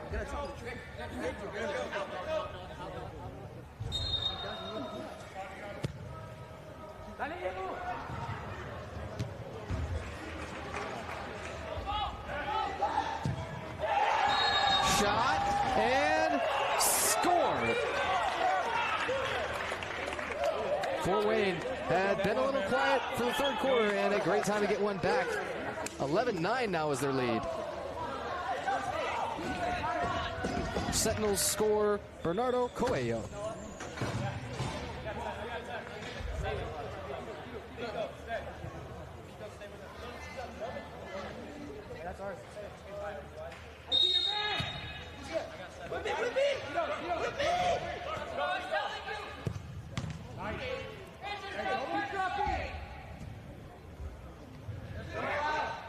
Nothing. 4 minutes and now 35 seconds to play. It's another 2-goal lead for the Fort Wayne side. Nearly turned to 3 in mere moments. Fale, he was staring down Tukalevsky, had the one-on-one he wanted, but missed it. To think there's still 19 minutes and some change to play in this one. If you tell us you know how it ends, we respond with high skepticism.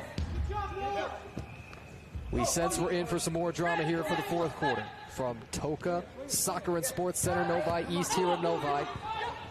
The Lansing side trails by 2. They've been in this position. They've trailed by as many as 3. A block there from Johnny Torres.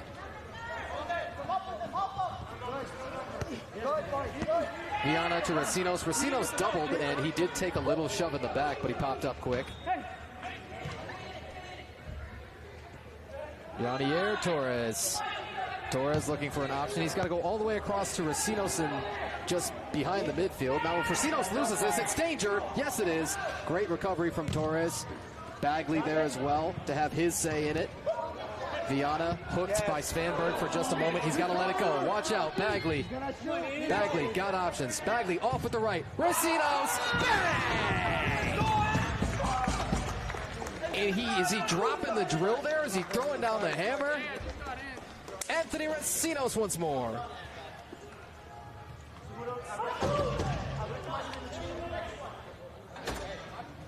(11-10), 3:23, third quarter.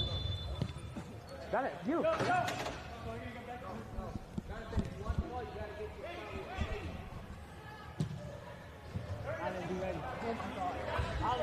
Tukolevsky handles this one, no issue.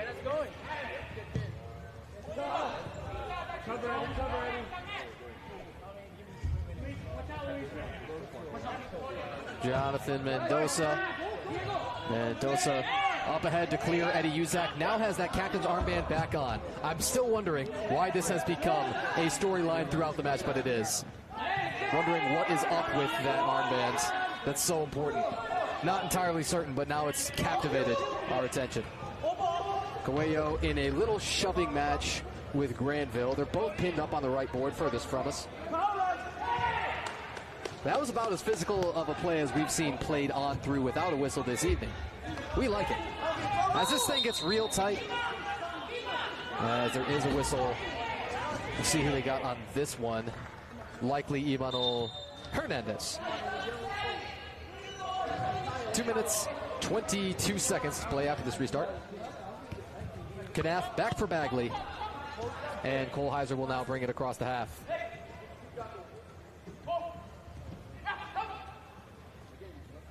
Victor Viana. Viana had a couple of goals here against Rockford before the Christmas break. Lansing would win that one at home 9-5. Then just last week on the 3rd, we're taken down 11-8 here against the Toronto Canadian Crusaders. Whistle, foul.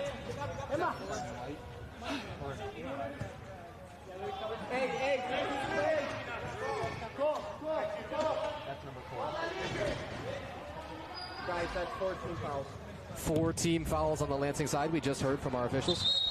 That's what we love about our spot here. Oh, so close to these benches. Up here in these booths, we can really viscerally feel everything that's going on, and we can hear just about everything important that's said between both benches and the penalty area. Sometimes that informs us of crucial happenings.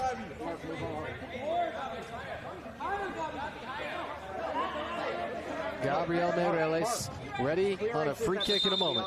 The lane is set. Now, ironically, Lane Snyder is being told to move back.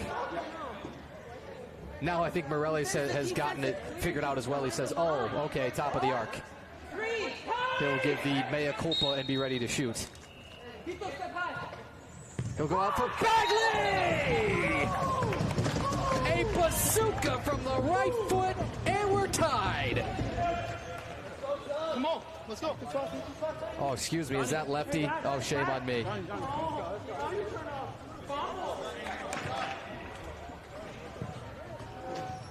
That is scalded by Aiden Bagley. Gives him 9 scores on the year. Bagley just continues in every single way to contribute. Pardon us, that's actually his 2nd on the evening. And so, should be talking about 10 scores for the season. Take him away. Now we go. Bagley's got 2 goals. Oliveira, Anthony Racinos, 3 apiece. Gabi Meireles, 2. Joselito Rodriguez rounding out your Lansing scoring.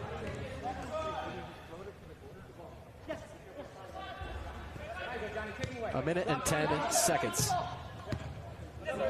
Third quarter. Pardon us. You would just assume by the score, okay, it must be the fourth, and yet, no. No, only the third. We've got at least one more full quarter of this. Fort Wayne's Summit City Sentinels and Lansing's Red Cedar FC giving us the best shootouts of the MLIS season so far. There's a whistle and a sort of a late one, foul. And I think Racinos is the one who suffered it. Well, okay, now it's real quiet here, and we don't like that. That's never a comfortable situation when it just gets a whole lot quieter than we're planning on. Yellow is thrown up in the direction of Noah Svanberg. So that's got nothing to do with the contact itself. That's probably something that Svanberg said and likely going to be whistled for dissent. In our studio, we're being told we've got 4 total red cards in that Chicago match. 3 against that Chicago side. Viana with a heroic save from Mendoza. And 1 on the Cleveland side themselves. That's 4 ejections. Under 30 seconds, Mendoza once more with a save. Viana too high off the frame. 15 seconds here for the quarter. Watch the late counterattack. Runs on. Volley. Doink! Heard around the world. And that looks like it's going to be enough. Unless Racinos had one chance for the one-timer. He came up empty. And that's how the third period's going to end.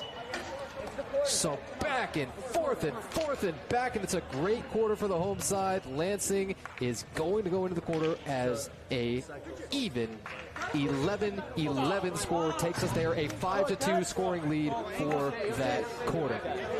You don't want to go anywhere when we come back for this fourth one. Tanner White with Major League Indoor Soccer on MLIS Pro TV and the National Soccer Network. Watch Bagley feed Racinos. Take a look at Racinos just throwing the drill down there, hammering it in. Mireles for Bagley. That one was hot, hot, hot.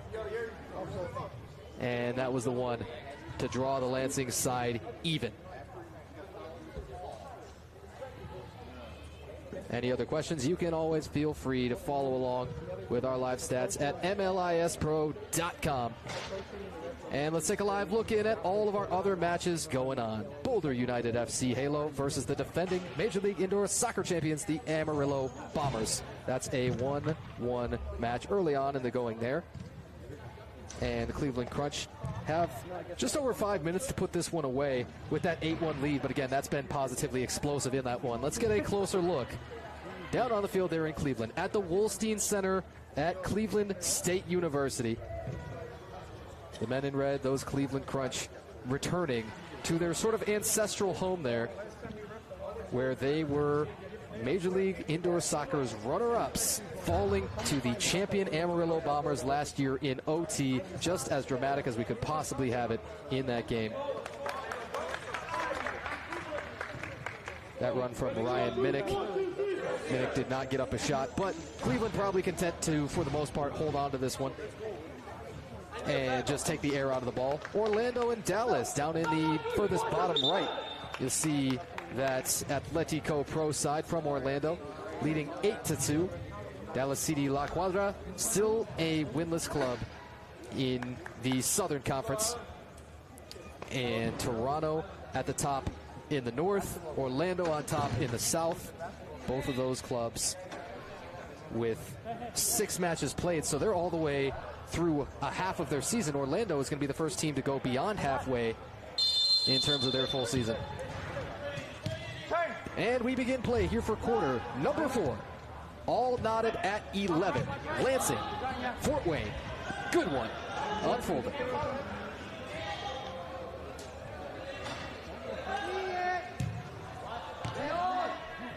Jonathan Mendoza, the Lansing keeper, as Mireles, little chicken wing, he's going to be whistled. The foul comes And I think this is, oh no, we were going to check the number of fouls that they had. Now we're told that that's foul number 5. I thought in the back of our minds that it may have been the 6th. We're told that it is not. Racinos and Oliveira kind of bumped into each other there, and now they're not able to clear this. Destin shot blocked by Bagley. That's Major League Indoor Soccer's leader in blocked shots. We've been trying to tell you, this guy is absolutely everywhere, all over the stat sheet, all the time. That's block shot number 11 as Mendoza flops on this one.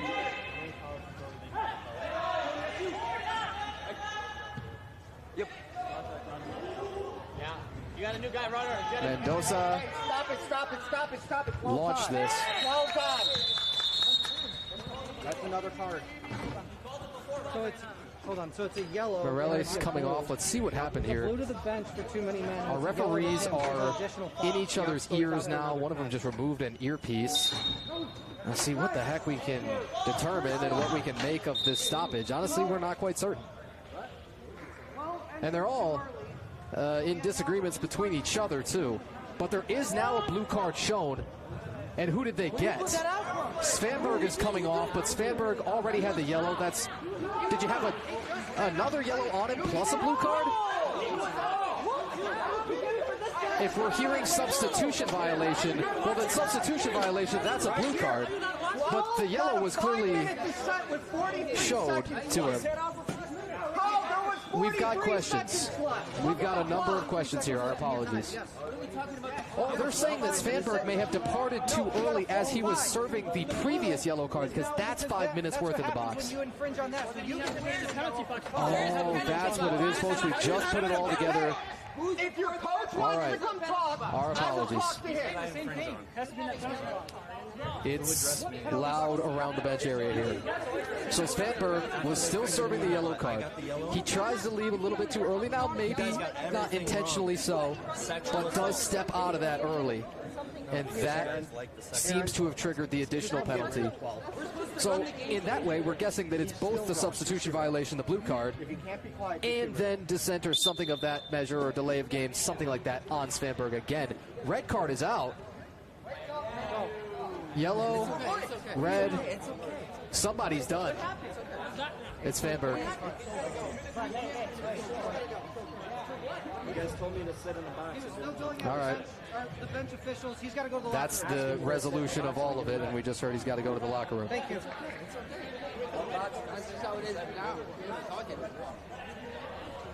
No, it should be just dissent, but let me double check that. Thank you. Oh boy. This is a lesson in patience for all of us, folks. Clock still shows 13 minutes, 59 seconds. Noah Svanberg's day in this one is done, we can tell you that much.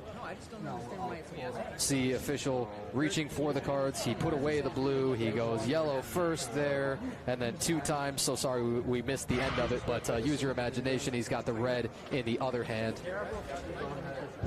Jonathan Mendoza, the keeper there, he is all the way up near midfield himself, and the Fort Wayne side, I mean, they're all ready to take a free kick whenever they get it granted to them. Todd Mazicko is at the top of the arc.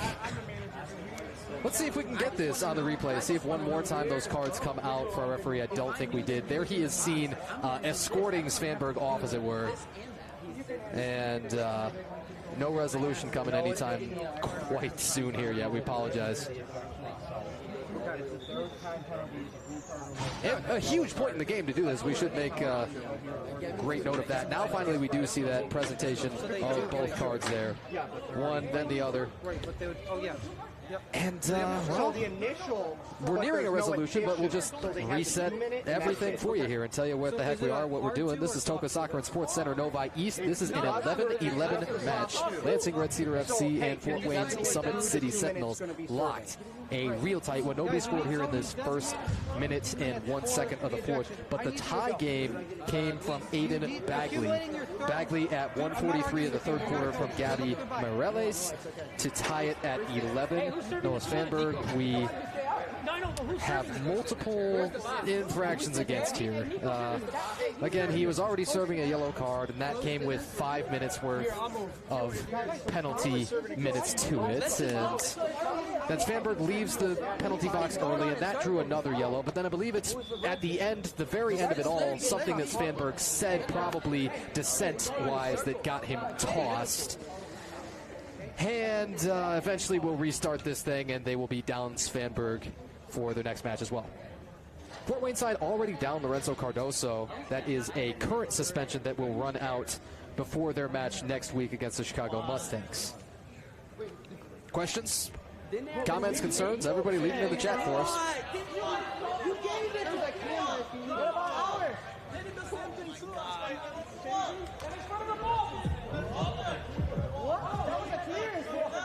This has been a tremendous delay. If you're with us throughout the entire thing, thank you so much. You're the real MVPs. Eventually, I promise, this game's going to restart here, and it's going to be 13:59 in the fourth quarter, and the clock is going to run, and everything's going to be all hunky-dory. We have one more. I'm calling a timeout. You don't. The rule says. And we're also hearing that the Fort Wayne side called timeout, and we're not going to be awarded it yet. Well, they'll have to get that at the next stoppage. Now there's a big hit. Ouch. Usac and Granville. And now they're once more between both of our referees going to discuss down on the field, hey, what are we calling here? Granville over to argue his case a little bit. Usac was the one that bore the brunt of that hit. Oh, your guess is, for the most part, as good as ours.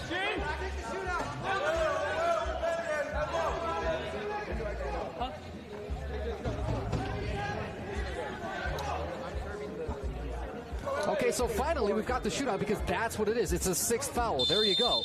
Richard Fale already scored once on the shootout. Nutmeg! He got one more.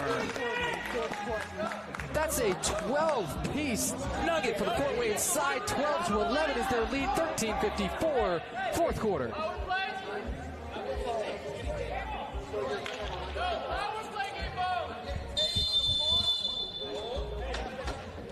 As we restart, the home side now will trail again. Shouldn't be in any way a spot that they're unfamiliar with or uncomfortable with. Gone down a number of times this season. A 2-3 record for them, yes, but this team's got the heart. Racinos blocked off of the back.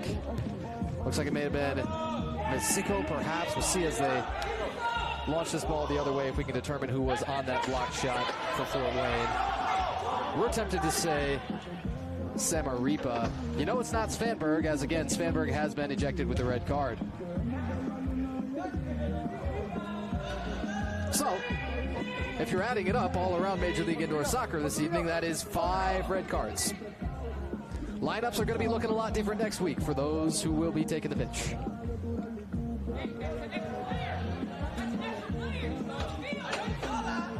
Gabi Mireles. Mireles left. Follow Granville. Booyah!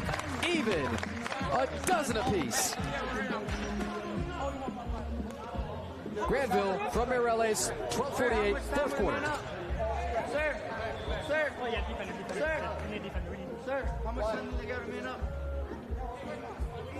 One more time, we're even. Mendoza remaining on the turf once more. He is probably thinking, man, we would love our reserve keeper today. We didn't really get to tell you a whole lot about that. But I think that now this is finally going to cause a stoppage, and Coach Sampesh is going to come out there and talk to Mendoza. And I think that's exactly what they're concerned about is, hey, emergency keeper, what might we do if Mendoza can't continue here? We'll pan over there in a moment, but that is the concern right now is Jonathan Mendoza in that deep blue kit. He's down. So referees over there, a bunch of players over there. Mendoza himself still taking a seat. Coach Sampesh is talking to him, and as Fort Wayne side thought that they might have their reserve keeper Jack Zeger available. Zeger made his debut in that Cleveland Crunch match at home. That was back on the 20th of December. Trainer heading out there too. Oh, maybe Mendoza pointing at one hand, and well, for what it's worth, if it's just a simple taping issue, that's much recommended, much preferable to anything in the lower body. And Lane Snyder's going to take a moment. He's going to get himself stretched out too. And we'll take a moment and take a look at the standings around Major League Indoor Soccer. How about that? Toronto, the Canadian Crusaders, still undefeated. 18 points. Now the Cleveland Crunch, also undefeated there, but they played just a quarter of their season after taking down the Chicago Mustangs this evening. Toronto also victorious in their match at Pittsburgh. That's a 7-4 win for them. And final score there from Cleveland is 10-1. Chicago, a middling squad at 2-2. Those 6 points tie them with Lansing here, as well as Pittsburgh, who did just take the loss this evening. So that'll be a 2-1 squad. Fort Wayne in the basements, the cellar dwellers so far of the Northern Conference. But they do have so much ability to make noise here by winning this one and seeing where that takes you. There's just so much season left for many of these squads. Take a live look in everywhere. Orlando and Dallas, that game towards the 5:40 or so mark there, the third quarter. Atletico Pro with the 8-3 lead there. The final from Pittsburgh, Toronto, 7-4 victory. And Amarillo, the defending champs, leading at Boulder 2-1 with about 1 minute and 1 second there in the first quarter. A incredibly busy and fantastic weekend throughout Major League Indoor Soccer. One more match tomorrow. That's going to once again be Dallas and Orlando. If that match could pack in all of the cinematics, all of these spectacular things we've had so far this evening across the league, we would be incredibly delighted, but I think that's unlikely. Positively eventful. This game's tied at 12. Cleveland puts up a 10-piece. There's 4 Reds in that game. This game had one as well. Toronto, the 7-4 win.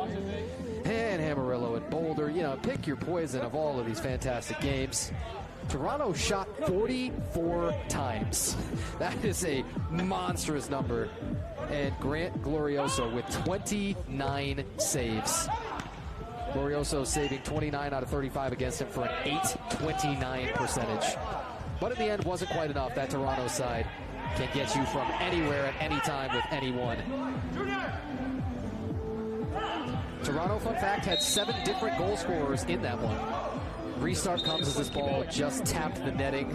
11:44.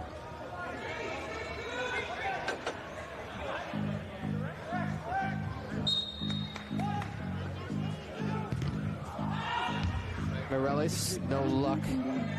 Lansing still in that attacking end. Bagley was hitting the deck and just tried to shove a shot in the correct direction. No Svanberg.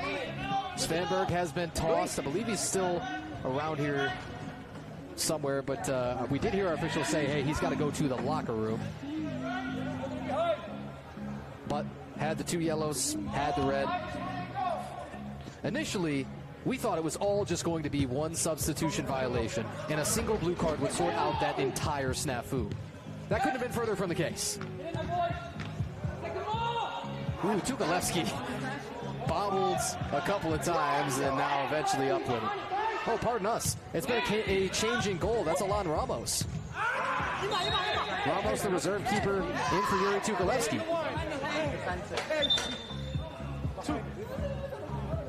Mireles and Racinos come off.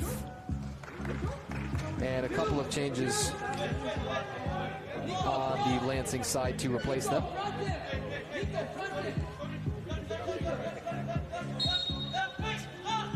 .10:50. Shot Fale just a little wide.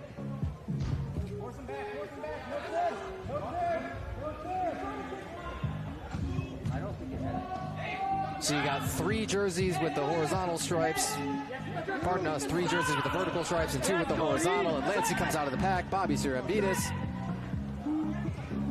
Eventually that ball wanted to get to Granville. It just didn't end up all the way there. Bagley. Now a good chest touch. Granville with a little back heel.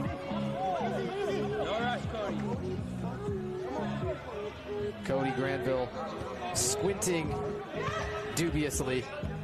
Thought, we should have come up with a shot attempt out of that possession somehow, some way. Alan Ramos, as we mentioned, taking over in goal for Yuri Tukalevsky.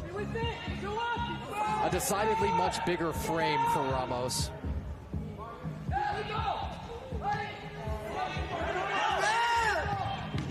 And here it's shot right on it. Center mass saved. Shot by Nico Roloff.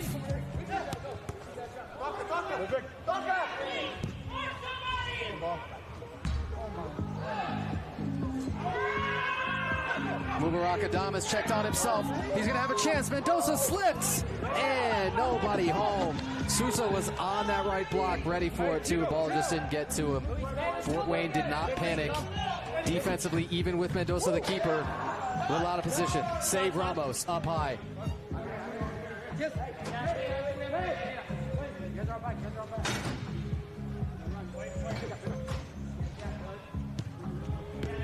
Nine minutes to play, still knotted at a dozen apiece. Mazicko been a little quiet since the first quarter where he scored 2. Mazicko in a little hand fight, thought he got hit in the face. Mubarak Adam in the collision with Yusak. Yusak, the captain, down once more. And see if this brings an injury stoppage. Mo, Pedro. Mo, Pedro, let's go. Pedro, Mo.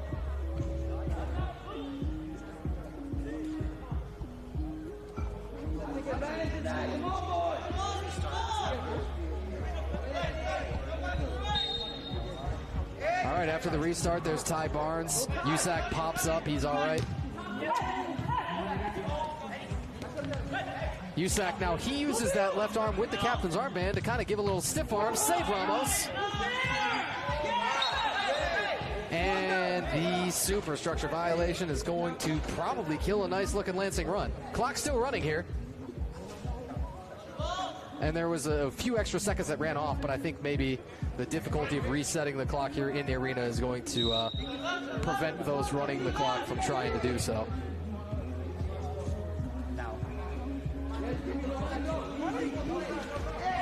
Now Morelli's tripped up. Destin is absolutely heated.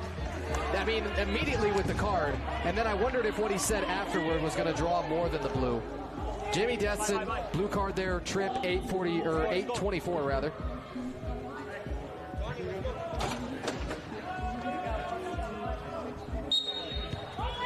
Man up opportunity and a big one.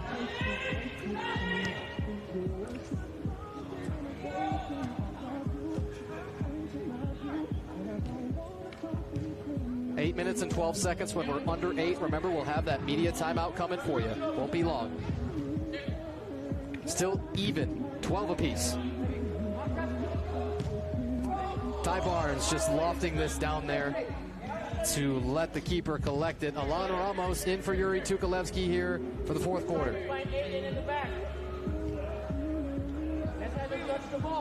Victor Viana. Viana, real soft touch. Gets it back from Bagley. Viana bluffs a couple of times. Bagley! Oh, nearly hit that top right corner. You've seen him targeting that before, and he just missed that one a little high. Plus, watch the keeper Mendoza. He's a little bit slow to get up. Media timeout comes here. 7 minutes, 38 seconds, fourth quarter.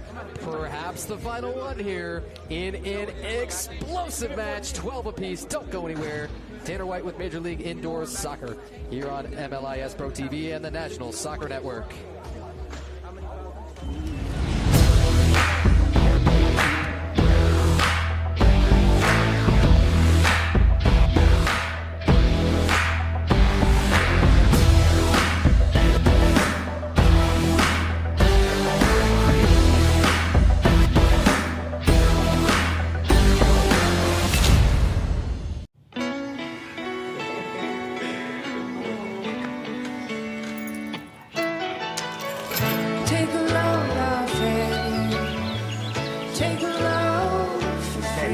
Today, we accomplished nothing. I mean it, not a thing. And it was kinda everything. Get double points this fall at Best Western.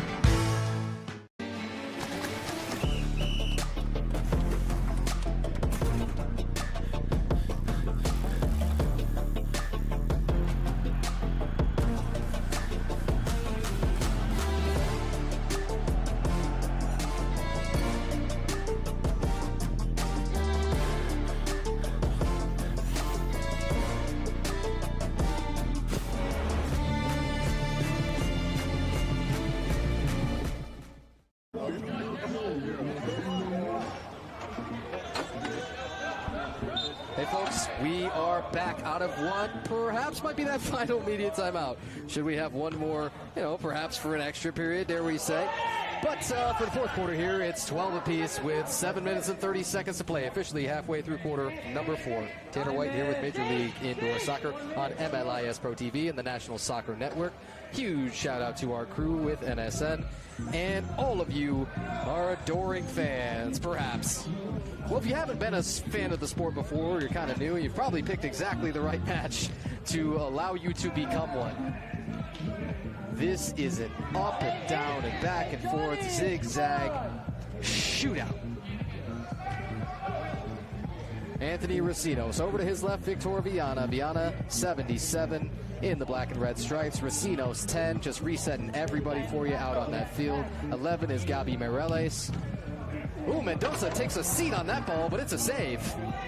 Just how we drew it up. And then your other field players are Aiden Bagley wearing 5 and Jonathan Oliveira wearing 20 for Red Cedar. Bagley's got all the options in the world. Oliveira, he whacked Mendoza. Uh-oh. Oh, Mendoza, no. Oh, he's in some clear pain.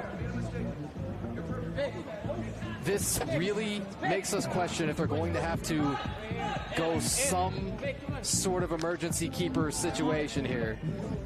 Oh boy.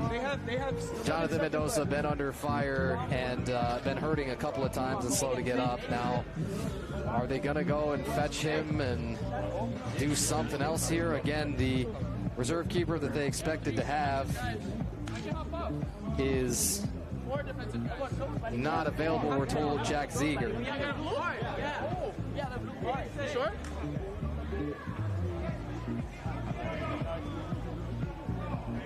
Hey, we got to defend, boys.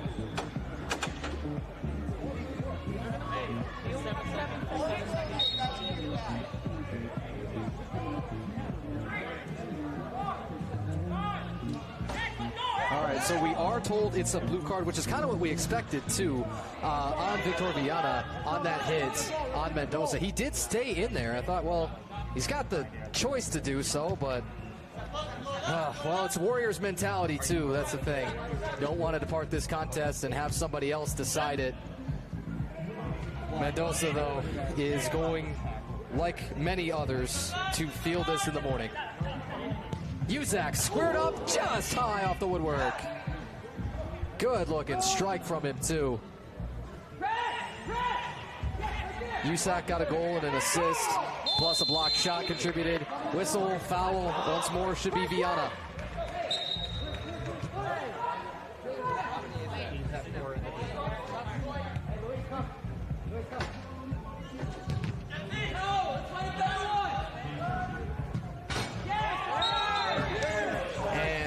Restart, man, we'll just do the whole thing over again.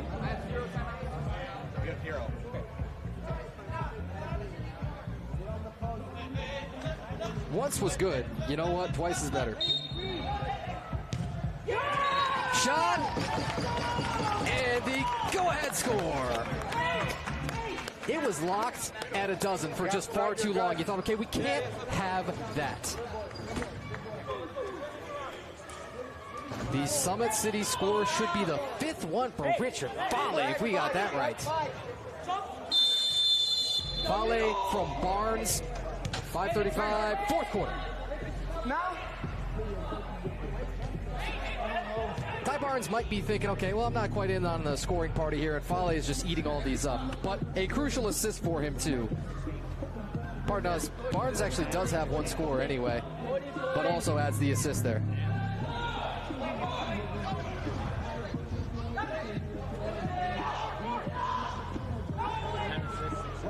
It's Fale from Barnes. 5:35. Answer! Racinos! And he ran over Mendoza. Oh, no. Have you felt worse for a keeper this season, or perhaps ever, than you feel for Jonathan Mendoza this evening? Let's take one more look at it. Mireles. His shot is blocked at first, leads right over to Racinos off of Lane Snyder. 13 all. Fale, now his deflected, and that is scored! What kind of video game is this? That's wizardry. Iyasu Wodagane, he scores that one. And now the goal on the scoreboard here has been added to the wrong side. It says the home side, but trust us, that was a Fort Wayne score. It's 14-13 to them. 27 goals combined, the highest scoring match in Major League Indoor Soccer this season. 27 and, dare we say, counting. Bagley took a shot, no dice.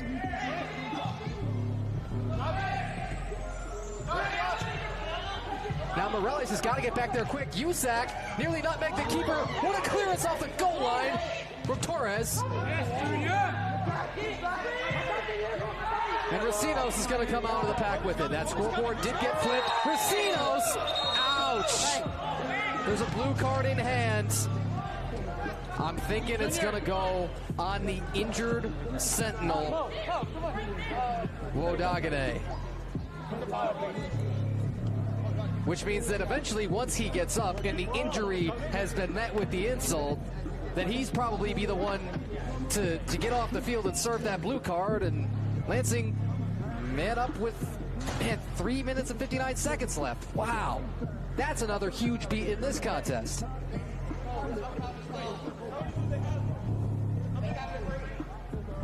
We're talking foul count on the bench area as well. That's something everybody needs to know.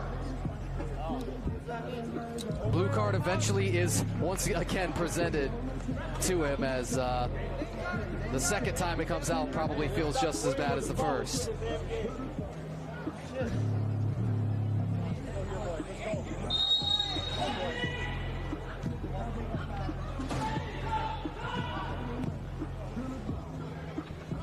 So another man-up opportunity, Viana! Golazo, golazo! Even 14 apiece. That power play might have just been the shortest one Major League Indoor Soccer's ever seen.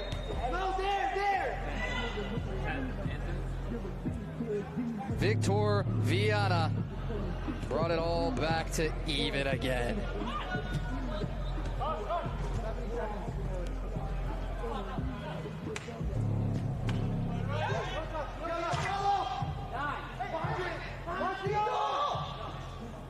Fort Wayne has taken so many leads just to see him snuffed out in moments.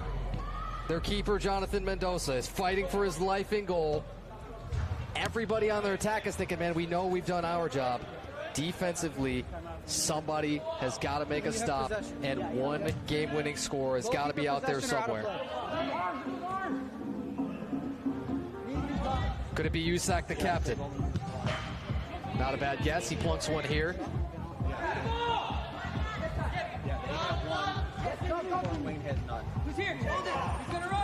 Knath collects this. Knath is thwacked into the boards. Emphasis on the TH. Thwacked. Like the thwomp from, what was that, the Super Mario games? Thank you, cameraman, for knowing what I'm talking about, the reference there.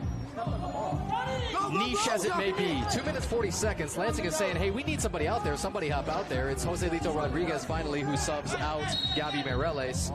2 minutes 40 seconds to play. Power play goal came in quite literally a handful of seconds, 2, maybe 3 from Viana. Money, go!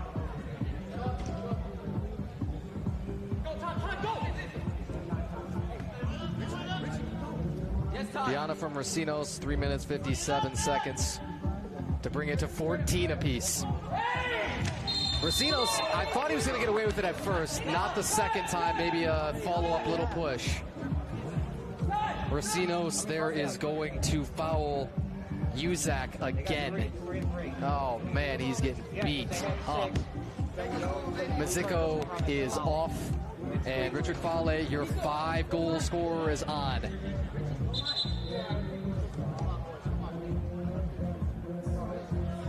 Two minutes, 6 seconds to play when this restart comes. in regulation. We got to start adding that on. Volley blocked that time by Bagley.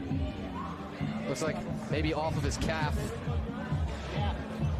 That's your right place, right time. But you just got to force the ball away from Volley entirely. He's too hot right now. Shot blocked once more, Bagley. How many times do we have to say the Major League Indoor Soccer leader in blocked shots? The man in the middle, Aiden Bagley. Guy has a linebacker's build. Just happens to play too well defensively and in the midfield, and so soccer's his game. Under a minute 30. The keeper, Jonathan Mendoza, again, so often used to get involved in the attack. Last year with Pau Chicago. He's way out of position. Can Racinos just chip this down? Racinos, empty netter, he missed! Oh no! And then Usak nearly threw it off of Mendoza for the own goal. Lansing, under a minute, looking for the winner. Who's got it on their foot? Here it's Viana. Viana, Knath, Rodriguez, Bagley, Racinos, your 5 field players down there. Uh-oh. Uh-oh. Give away the other way. Full head of steam. Volley. Scores! 39 seconds to glory. And a 6-piece McNugget. Timeout. That's absurd. Yeah, we just talked about it. 39 seconds is all that stands between Fort Wayne and one of the most improbable wins of all time here. Forget Major League Indoor Soccer, the arena game ever, anywhere that you'll ever see.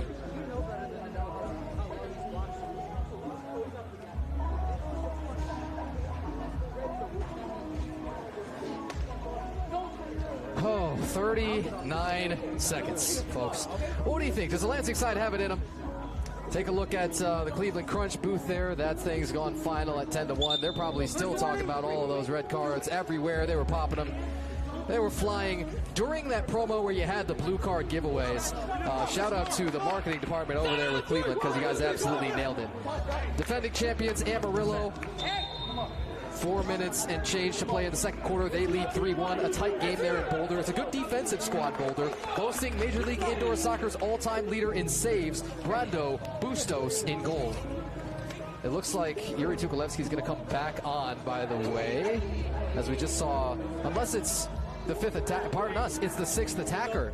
So the goalkeeper is pulled. The goalkeeper is pulled. No Tukolevsky, no Ramos. Only 39 seconds for Lansing to come even. Victor Viana is the 6th attacker, as he was in the Toronto match last week. Now down to 30 seconds for Lansing to get the equalizer and extend this thing at least. Rodriguez, save! See if Morales can keep it down there. He's going to have to for this Lansing side, because 1, maybe 2 clears would make this time run real low. Racinos whacked! Imanol Hernandez, is this going to draw a card too? Blue card.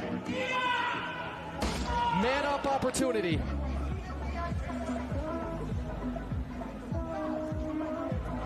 Lansing has 15.6 seconds.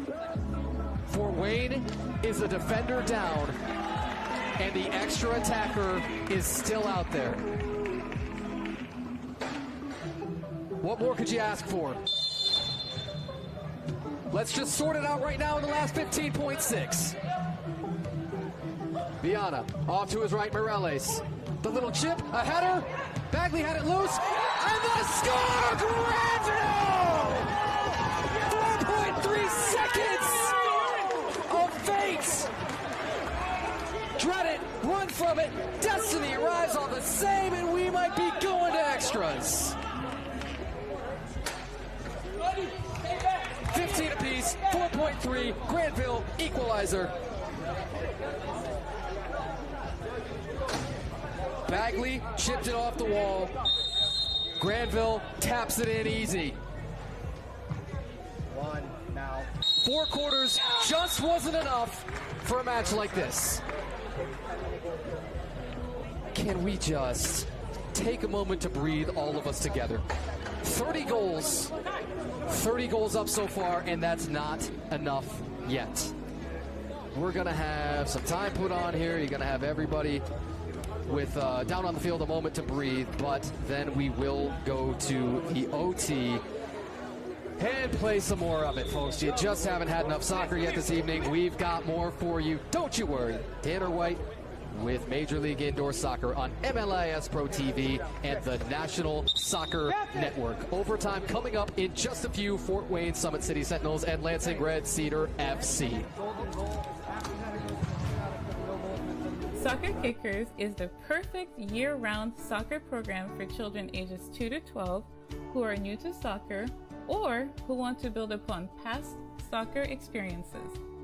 Our program benefits from the skills and experiences of our lead coach, Coach Gregory Lewis, who is a former professional soccer player.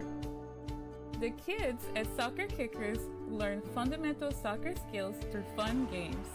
Through soccer, we help our kickers develop social skills with creative activities where they learn to take turns, to share, and in addition, they learn essential soccer skills such as passing, shooting, and juggling.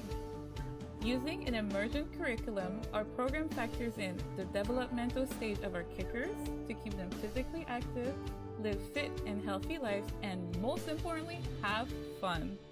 My husband and I started this program out of a desire to have a positive impact in this community. We, parents ourselves, understand the importance of finding fun activities for children and activities that take place in nurturing and safe environments that will also challenge each child in new ways. The community of kickers, parents, and coaches is what truly makes Soccer Kickers so special.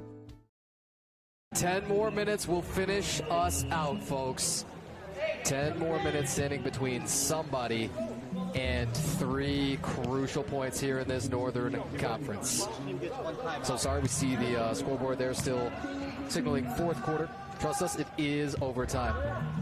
In this extra time period here, we saw the championship match last season head into OT, not a golden goal, not a first score win situation, play out that entire 10. And then the Amarillo Bombers were able to take advantage of that, not registering the first score, that would be Cleveland in that final, but getting a couple of them and getting the winning score later on.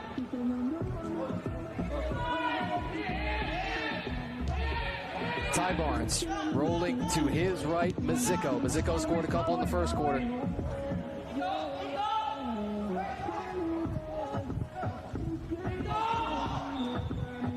Mireles for Joselito Rodriguez. Rodriguez tackled hard. That's clean that time, though, from Barnes. It's a good time for it to get a clean tackle and slow down Mireles. Whistle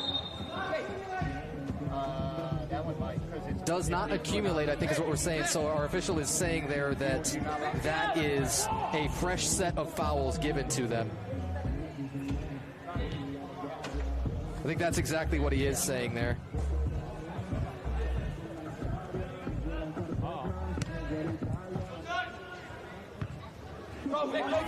So then you should have that whole 5, or pardon us, the 6 fouls available to you in the overtime. Ironic.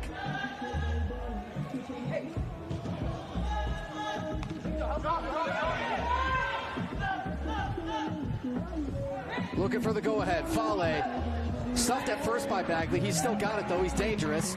Alan Ramos back in at the goalkeeper spot. Ramos came off. Whistle, and it looks like Barnes is fouled this time by Racinos. 8 minutes to play here for the overtime period.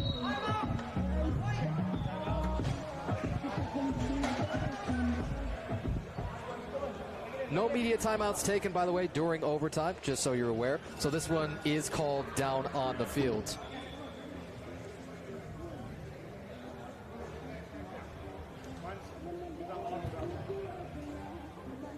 All right, as this timeout comes, we still got 8 minutes to sort this thing out, and we are now hearing that in our regular seasons, making an adjustment for you, this will be a golden goal situation. When we come back, see if somebody can get that one up and get us out of here from Novi East.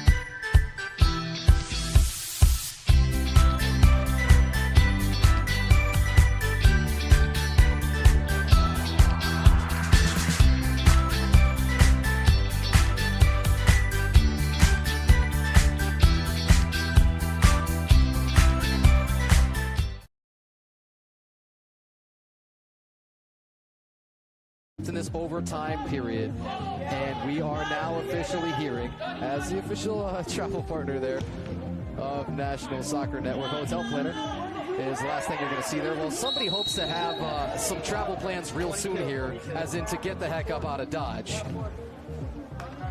There you are, those Major League Indoor Soccer overtime rules.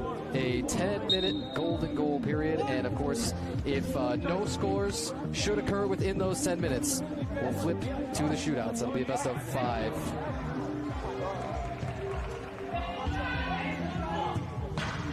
Plunks, way up high. Bagley in there for Yonier Torres. Pardon us, that's Knath, 13. Oliveira, a first half demon! Oliveira! And good night, Lansing! Oh, it took 60 minutes and change of some of the most fantastic cinematic soccer you'll ever see. But finally, the game winner comes off the foot of Oliveira. Watch it once more. Oliveira with the left. Mendoza, the keeper, battled so many nicks and bumps and bruises, and he's finally one step shy. That game winner for Jonathan Oliveira comes 7:19 of the overtime period, and 16-15 is your final score.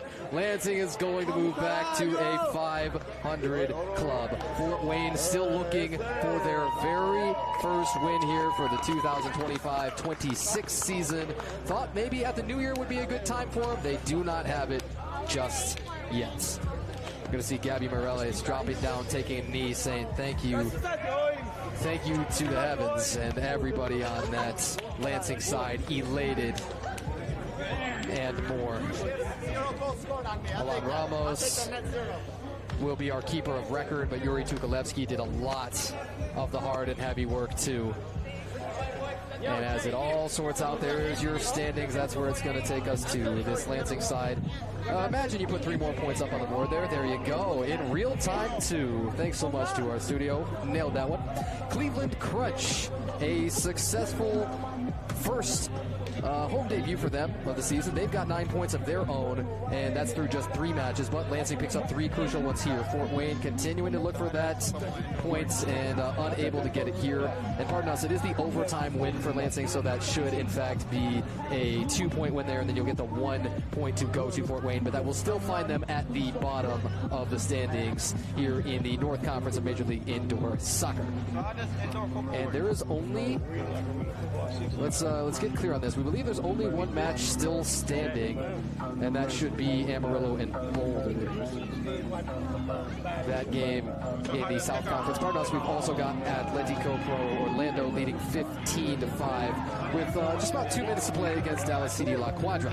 But here from TOCA Soccer and Sports Center Novi East, it is about time to say so long for the evening. We'll just tell you real quickly that these squads what they've got coming up for them. So the next Lansing game, that's going to be in Chicago on Saturday, January 18th. Sunday, rather. That's 1 week from tomorrow, 1 p.m. Central, 2 p.m. Eastern. Fort Wayne's next 2 cracks at the win column are going to come at home. Those will be upcoming Saturdays, the 17th and 24th of January at 7 p.m. Eastern, back at their home arena in Fort Wayne, the Classic City Center. As we roll on out, enjoy some of these Richard Fale scores. That was the final Summit City score, and the Lansing side would even it one more time. Take a look at a header there from Cody Granville, just wide of keeper Jonathan Mendoza in his physical battle. Man, without a reserve keeper, a tough assignment for him. But that is how we will wrap it up for the evening. For everyone who has joined us for even a single moment out of this entire cinematic match, we thank you so much. The final score, Lansing 16-15 here at home against Fort Wayne. For all of our marvelous crew and our friends at National Soccer Network, I'm Tanner White, and you've been watching Major League Indoor Soccer on MLIS Pro TV and the National Soccer Network. We hope you'll join us again soon.